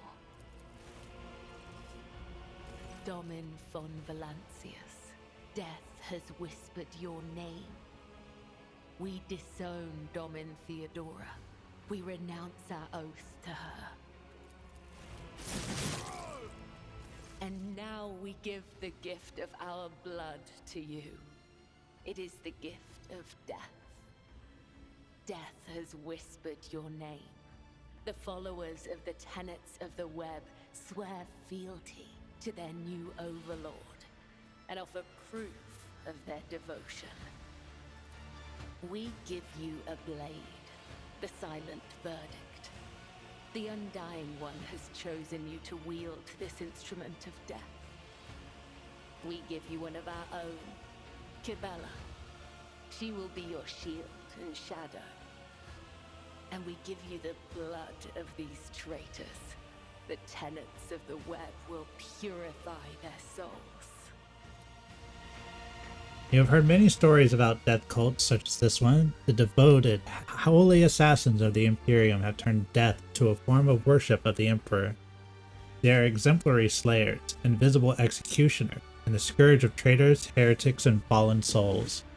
Many righteous people honor them as votaries of the faith, while others see them fearsome rituals as fringy spectacles touched by madness. The Domin has discerned our essence. This is a great honor for the blood-spun web. We have woven the bays of this ship together with the threads of our faith for many years. We keep the greatest relic, his tarot, through which he sends us his blessed revelations. We obey the whispers of the Undying One. This is our service to him. This is our service to you. How interesting. Devout assassins who believe themselves to be instruments of a higher power. They revel in violence and cannot tell the difference between bloodthirst and piety. They follow their faith blindly, unaware of how closely they tread to corruption and depravity. Look at them. They stand on the edge of a precipice. The smallest push will send them plummeting into the abyss. You could be their downfall. All you have to do is push. I am the second spinner of the blood-spun web. The honor of this title is bestowed only upon those who have ushered more souls than... It is shameful to speak of one's own deeds. I'm here to become your shadow, not to make boasts. So you may offer the souls of these traitors as a gift to him. You have the authority to order their execution. Their blood will bind us together through him. For the God Emperor, the Undying One is death itself. The Undying One is duty itself. Give the order, Domin. Let a spinner of the blood-spun web undergo the test of a sacred trial. A dagger that has not sliced through sinew is nothing more than a toy. Let the final dance begin.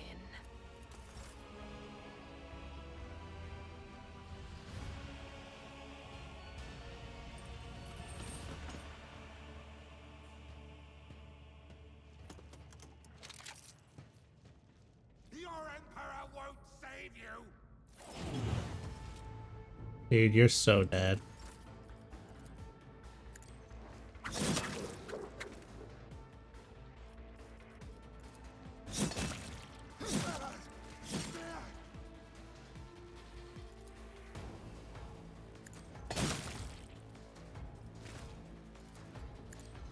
Killing brings me no pleasure.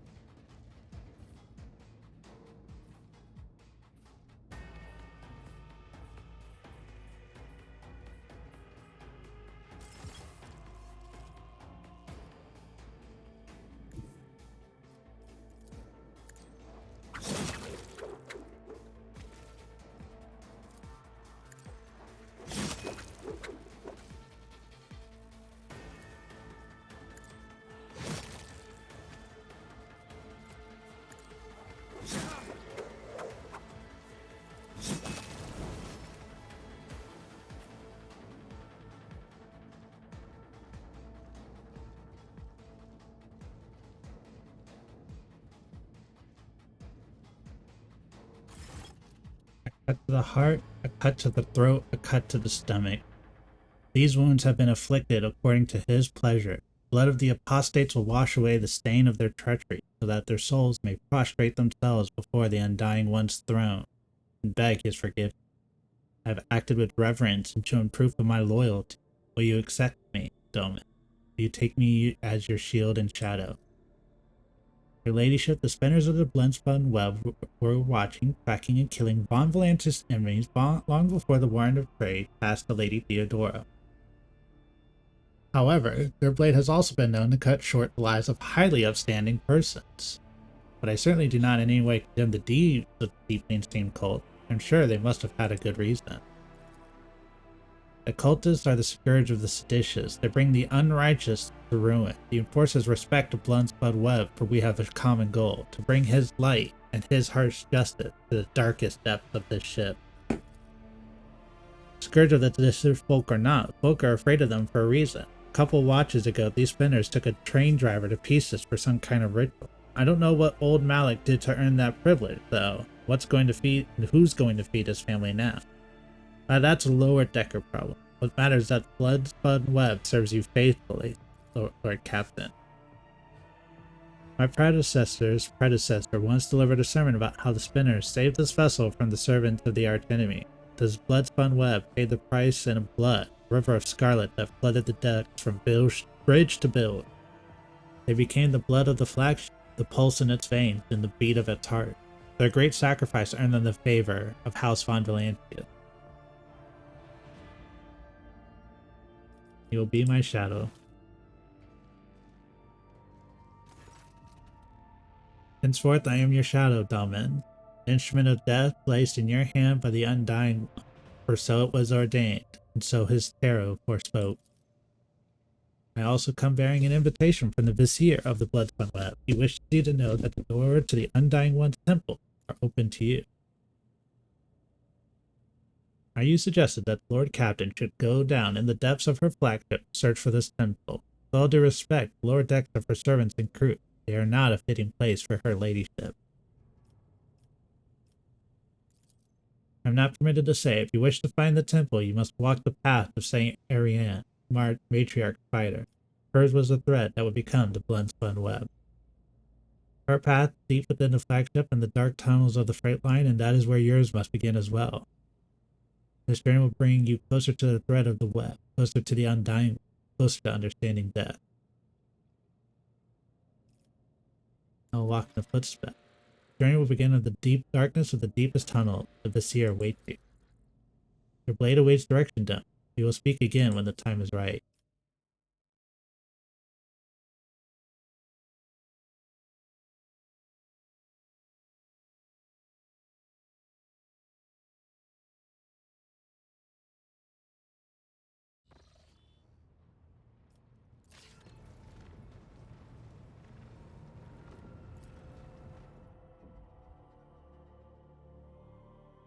Do want to get to Rycat before we end this. Lord Captain, sorry to disturb you. Pandemonium outside the bridge gate. One of the officers seems to be demanding an audience with you in person. I think I hear Master Versarian's voice. In any case, I want to warn you in advance. When in doubt, save.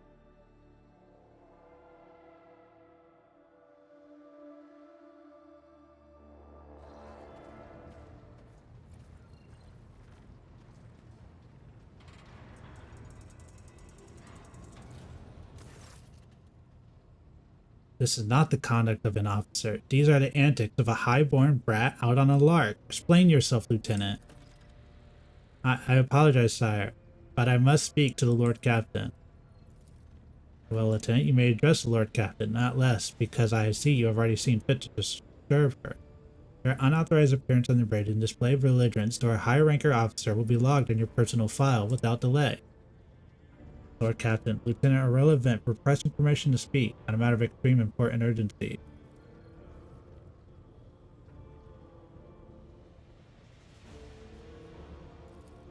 This matter cannot wait. Any minute now, an assault will be dispatched to the lower decks in order to crush the Worcester strike by any means necessary. But I am convinced that this step is unwarranted and that the crisis itself is provoked by the actions of one of the seniors. Traveler in no hurry to intervene let out a skeptical huff. He glances at Sarbeck, who's standing not far from him, but she maintains a stony expression. Lord Captain urge you to investigate the actions of Seneschal Warsarian, to intervene in what's happening in the lower decks, because very soon we will have a mutiny or a massacre. I shall explain. I beg you to hurry, time is running out. I will not hurry. Since my competence is under scrutiny, I shall speak for as long as I see fit. There is an established order the way things are done on this ship, and one of the pillars of that system is that the rogue trader's intention is not distracted by trivial matters. It is Seneschal's role to ensure that I have always handled internal problems myself, so of course when I received information about the cultists hiding on the lower deck, I took the matter in hand. So long as I live, not one of the vermin who murdered Theodora von Valancius will find refuge on her ship. You're far too heavy-handed, Seneschal. Arrests, interrogations, mass punishments for entire sectors. It has driven people to the brink. Now there's a strike on the lower decks, and Depop 4 to be precise. 3 working clans are involved, but many more are passively supporting them. The situation could degenerate into an all-out insurrection, but when I reported my concerns, the only response I received was an order to dispatch an assault unit and crush the strike with maximum force. Master at Arms? Lord Captain, unlike Lieutenant Vent, I respect the chain of command and realize that this is not within my right to challenge my superior. That being said, while I entirely share Master Asarian's opinion what Depop 4 serves, I must note that this insubordination is a direct consequence of practices that he himself has introduced. Mr. Shadowback, you would decide to follow Lieutenant's example after all. Such a behavior does you no credit. Explain yourself. The ship's regulations states that the Master-at-Arms is responsible for resolving all matters related to the ship's enforcer, and it is no secret that the Seneschal has a tendency to show partiality. Those enforcers and officers who he has deemed particularly promising are at times given permission to approach him for tutelage. I cannot deny Master Versarian's experience and insight. The Seneschal has a record of fostering students who has indeed achieved much and demonstrated impeccable performance. However, extending such patronage over the head of their immediate superior encourages disregard for hierarchy. Today, an enforcer goes to the Seneschal to report an order from the Master-at-Arms that they happen to disagree with. Tomorrow, they will go to the Lord Captain to object to the Seneschal's order. Notice a pattern in these actions.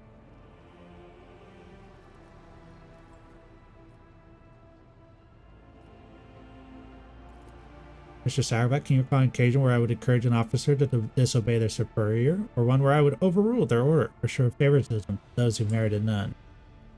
None, Seneschal, for there have been no such cases in the entire time I've served aboard this ship. Being were to claim otherwise, I would have them pay for insulting your honor with blood. Your conduct in this regard has always been spotless. Nevertheless, given your eminent position, a simple show of attention on your part is enough to erode the propriety of junior officers, inflate their sense of self-importance, and undermine discipline. That you distinguish some of them and know them by name is tantamount to walking around the officers' deck, handing out gifts to officers who have caught your eye.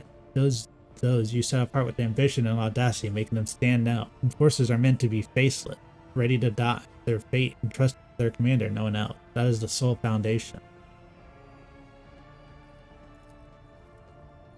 Caesarion has never granted me any privileges, nor once advocated for me, nor facilitated my promotion, although he is the man who convinced me to become an officer in the first place. While not all of my fellows receive such attention, I know of at least a dozen officers whom the Seneschal keeps in his sights to ensure that they continue to thrive. I see.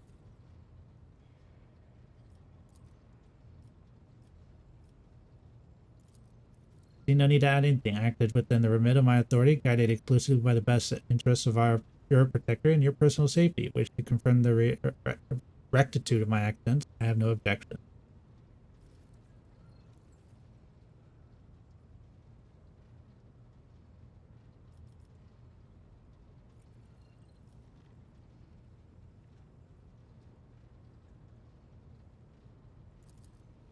Crown preserve you, Lord Captain. I thank you for your support.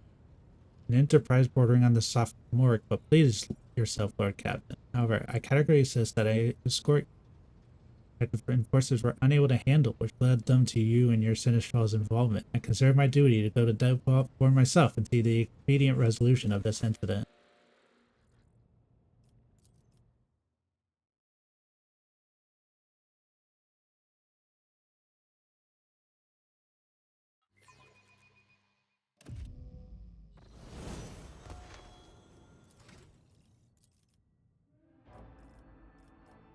Ugh, so much reading. Ability. Dramatic artistry.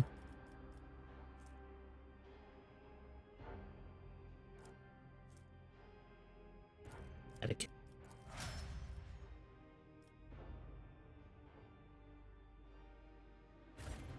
The world will bow.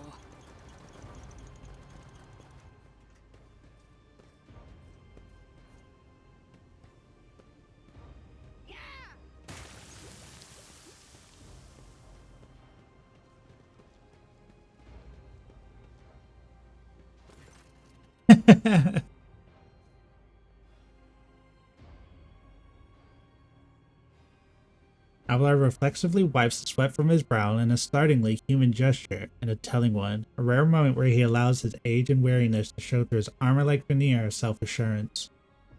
Lower decks are a source of endless problems. Sometimes I dearly regret that we cannot replace all the locals with servitors. We would not have the chance to express such disrespect if we were not here. The situation had been dealt with by the relevant officers, but junior officers' worst failing to pass problems up the chain of command. I have never been able to abide it. I shall say it again, it was a mistake to come here. I must admit that the lieutenant is by no means the worst material for an officer, but in the name of Terra, the girl is the same age as my eldest great-granddaughter. She has the gall to tell me how to manage the lower decks and hunt down cultists. It'll be another 20 years at least before she can be trusted to act without oversight. Of course they were.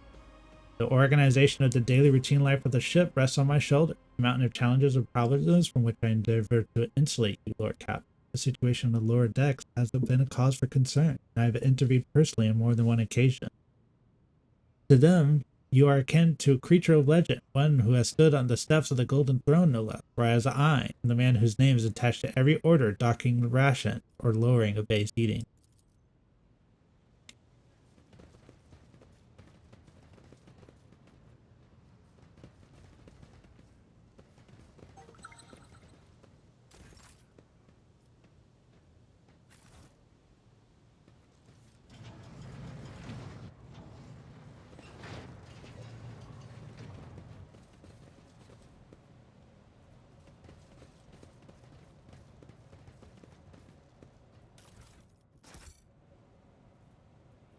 I still think it's so funny that you can run around your own ship and loot.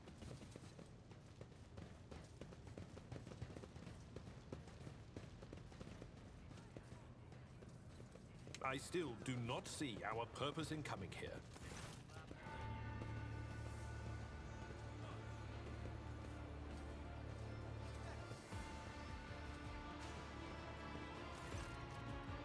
The sound of a heated discussion reverberates through the ship. Avrilla on the ship's forces barring the path of her superior, Sourbeck, who has arrived clad in armor. Judging by their expressions, the standoff has dragged on for some time and has reached a boiling point. My patience is wearing thin. I'm giving you an order. Now get out of my way.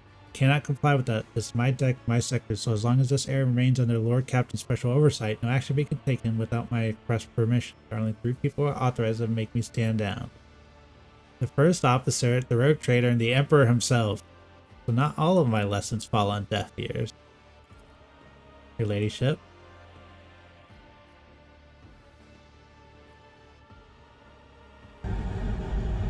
I am the milkman. My milk is delicious. Thank you, Gira.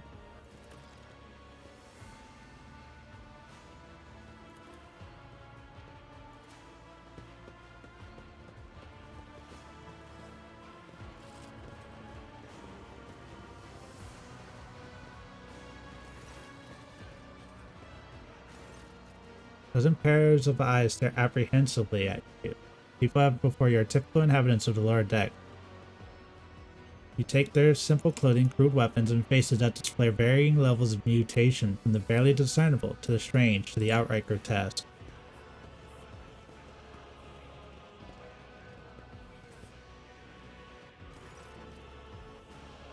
Lord Captain, you have come down to us. Here's an expect the people have been pushed to the limit and now they're lashing out. As if we don't know why these top deck units are being sent down here, like that one there that the lieutenant won't let pass. The fans are all inside the bays that have been sealed off, but the lower decks are big. I'm sure there are people who've had just about enough. We're getting it from all sides. The soldiers have encircled the ones who've risen up. The death squad has just arrived, and wonderful for lashing out. The news of the attack has shocked them. Striking. That's news to us, your ladyship. All we're doing is asking questions, saying what we think. Shut up, Brevet. Here's the deal, your ladyship. Your damned enforcers are all over us down here. They say they're looking for cultists. Wrong word, and they're reaching for the baton. If they want to punish someone, they turn off the heating to the whole base for weeks at a time so we get sick and free. In my clan, 2 little ones died from inflammation in the lungs, all because of these enforcers. It does not interrupt the workers, but you see the sadness well in her eyes when the children's deaths are mentioned. She quietly whispers a requiem prayer and makes a sign over herself. It's all true. Bent is the only officer stood up for it. Clear as day, who had a mother on the lower decks and who grew up amidship and had no fellow feeling towards us. Your ladyship, we're no villain. We're honest workers. We plotted no disorder. We went on strike openly, and now we've got guns pointed at us. All we're doing is asking to be allowed and work in peace without being harassed.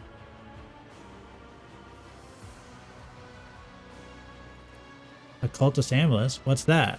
The gewgaw they found on the dead drunkard? It was something evil forbidden we sure didn't know. The enforcers just said they were looking for heretics, and anyone instructing would be punished. But how could there be heretics? We know our own people.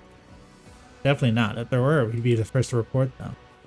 And as for the amulet or whatever, they took it off a dead body. There are no cultists still breathing in our sector, that's for sure. But when that fight broke out, some enterprising folks looted boots they came back with. Whoever's ever tread these books and boots so fine.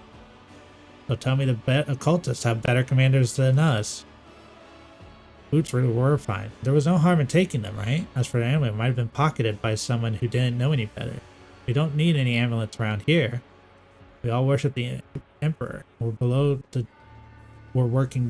down before the machine spirits of the large and small and the servo motor, the same way my grandfather was taught 100 years ago by a tech priest who came calling. Weren't you taught about the early age, about the dangers of the arch-enemy's creations? Weren't you warned that any unfamiliar object could be in one of them? We were told, Holy Sister, but it was long ago. Last time we saw a confessor in her sector, it was just after I had had my 3rd little one.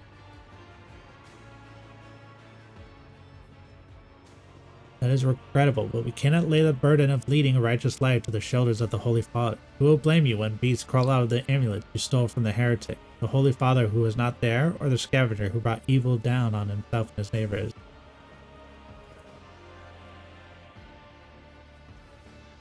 Look at this. The exalted Lord Captain asking herself is asking us what bilge what we want. Well, here's what. We want you to rein in your damned enforcers. Quit, turn out the heat, and stop battering everything down that moves.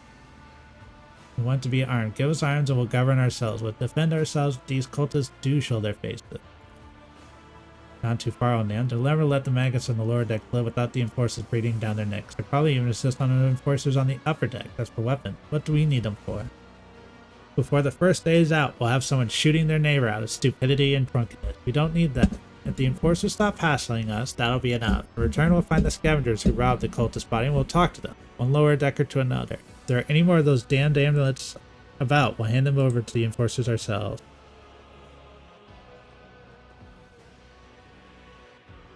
You speak for yourself and your clan, and I'll speak for me and mine. I don't want empty gestures. I want real change. They'll promise us the world now, but as soon as the Anointed One turns her back, these brutes will be on us even harder, all because we dared to speak out.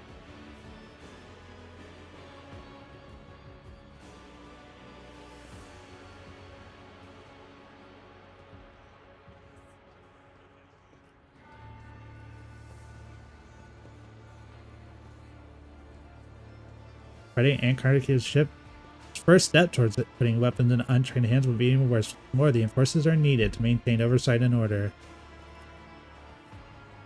Old Nan, listen. Listen! The Lord Captain herself has come down to us in his office session. And I don't know a single person in the whole of Depot 4 who's ever stood next to the rogue trader, let alone talk to them. Back down. Now's not the time for you to be a stubborn old crone. Listen to us, old man. The 3 clans of Depot 4 ought to act as one. We made up our minds. It's your turn to decide. Don't ask them to disband the enforcers or give us weapons. We don't need any of that. You two are ganging up on me, is that it? So brave you are against an old woman, but I'll shut up, I will indeed. I won't go against 2 clan leaders on my own. If you want to make peace with the enforcer, make your peace.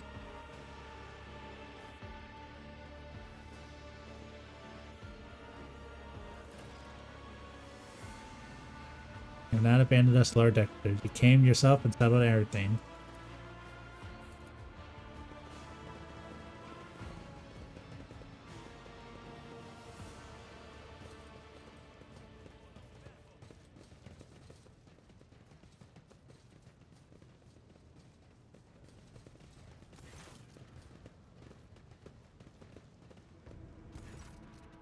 I have an urgent matter to discuss with the Lord Captain. Please give us a moment.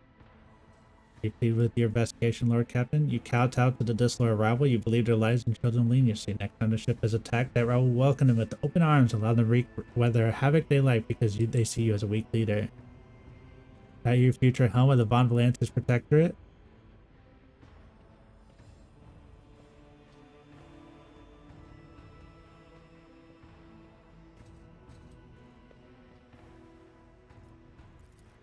I would have handled the situation myself had you not decided to intervene. Remember, Lord Captain, do you ever think she set one slippered foot on the lower deck?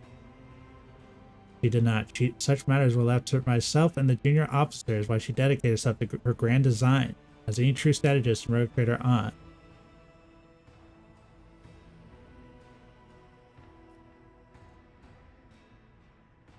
Maybe Theodora spent more on trifling matters. She would have wound up dead. Now that's too mean. That's very mean. I'm going for it. I commend your decisiveness, but I'm uncomfortable with introducing new protocols in the midst of a crisis. And I lost my temper, Lord Captain, and I believe I ought to explain myself. Prosperity of Von Valantis Protector is not just an empty phrase. I left the Imperial Navy for the chance to see it flourish. It was the most momentous decision of my life. I did it because I saw in Lord Theodora's deed the sign of true greatness. Rogue traders do not simply forge new routes, they create order out of anarchy. So I left everything behind. My family had come from a long line of officers, and I embarked upon this incredibly reckless venture. Theodora entrusted me with all this concern she had no time for. She would go off on her flagship for long periods, to distant frontiers, on scouting voyages, and the advancement of the entire Protectorate. And then suddenly, everything that had been built over years and years began to quake, rattling like a flimsy hanger on a domestically, seismically active world. Thank you for the fight.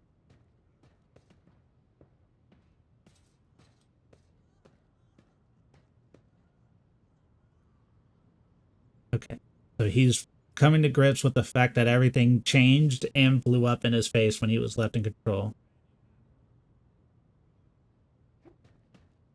But somebody gives you pipe, you're not going to say thank you?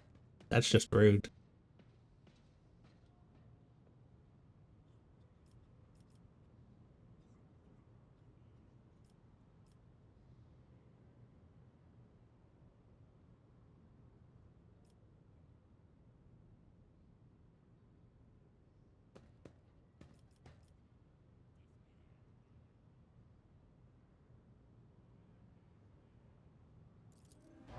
Yes, Lord Captain. Your resolve is admirable and demonstrates strong leadership. I shall remember this moment, should my old habits ever begin to creep back in.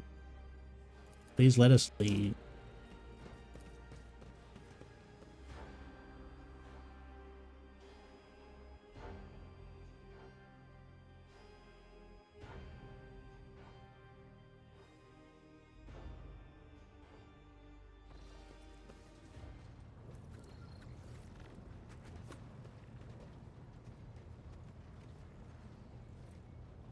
Hey, Eldritch. It is currently time. Libby. How you doing?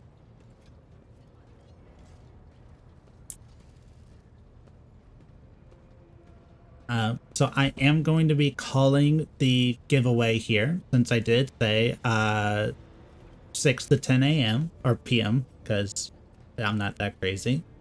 And so we are going to go ahead and pick our winner. If anybody still wants to join, as long as you're a follower, you can win a key for this game. It's just exclamation enter.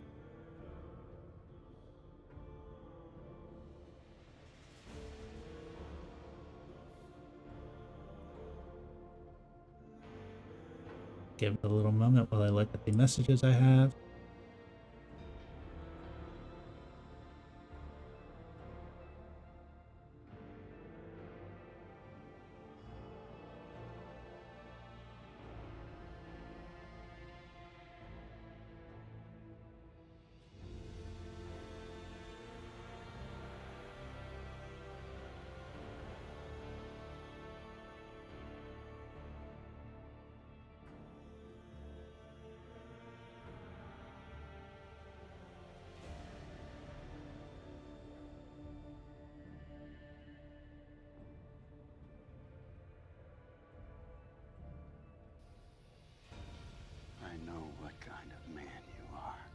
Thank you so much.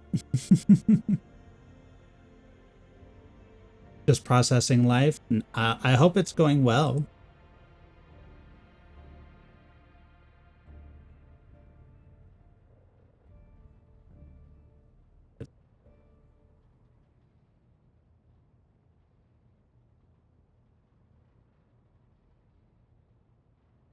I just want to break from calls at work. A really long one. Yeah, I get that. All right. And whoa. And draw a winner. And Decker has won that. So I will be sending him the code here. One moment while I take care of that.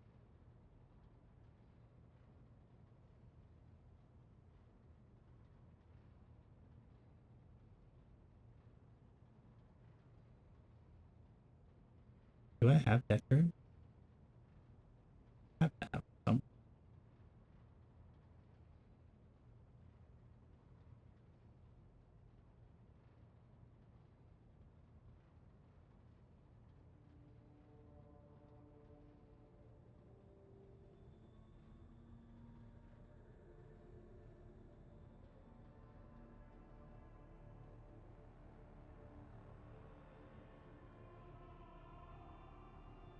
There it is. The code is out.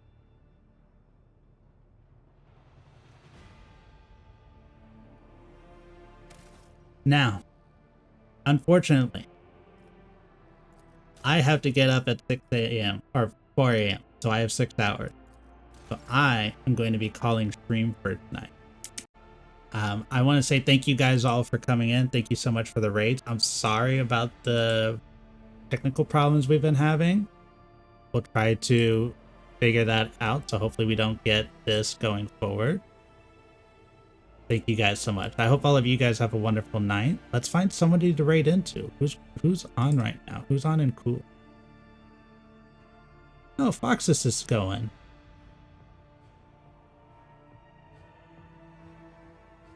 We'll actually be able to raid into Foxus. Foxus is my art mother. She is the one that you see that made this wonderful design. She's currently working on female Zork I last saw, but it looks like she's working on a new V sibling. So we'll go over and say hello. To all of you guys who came by, I want to say thank you. And all of y'all have a wonderful night. I'll catch you all tomorrow, maybe. If not, then Wednesday we'll pick up with the rest of the giveaway with Dark Tide. Have a good one.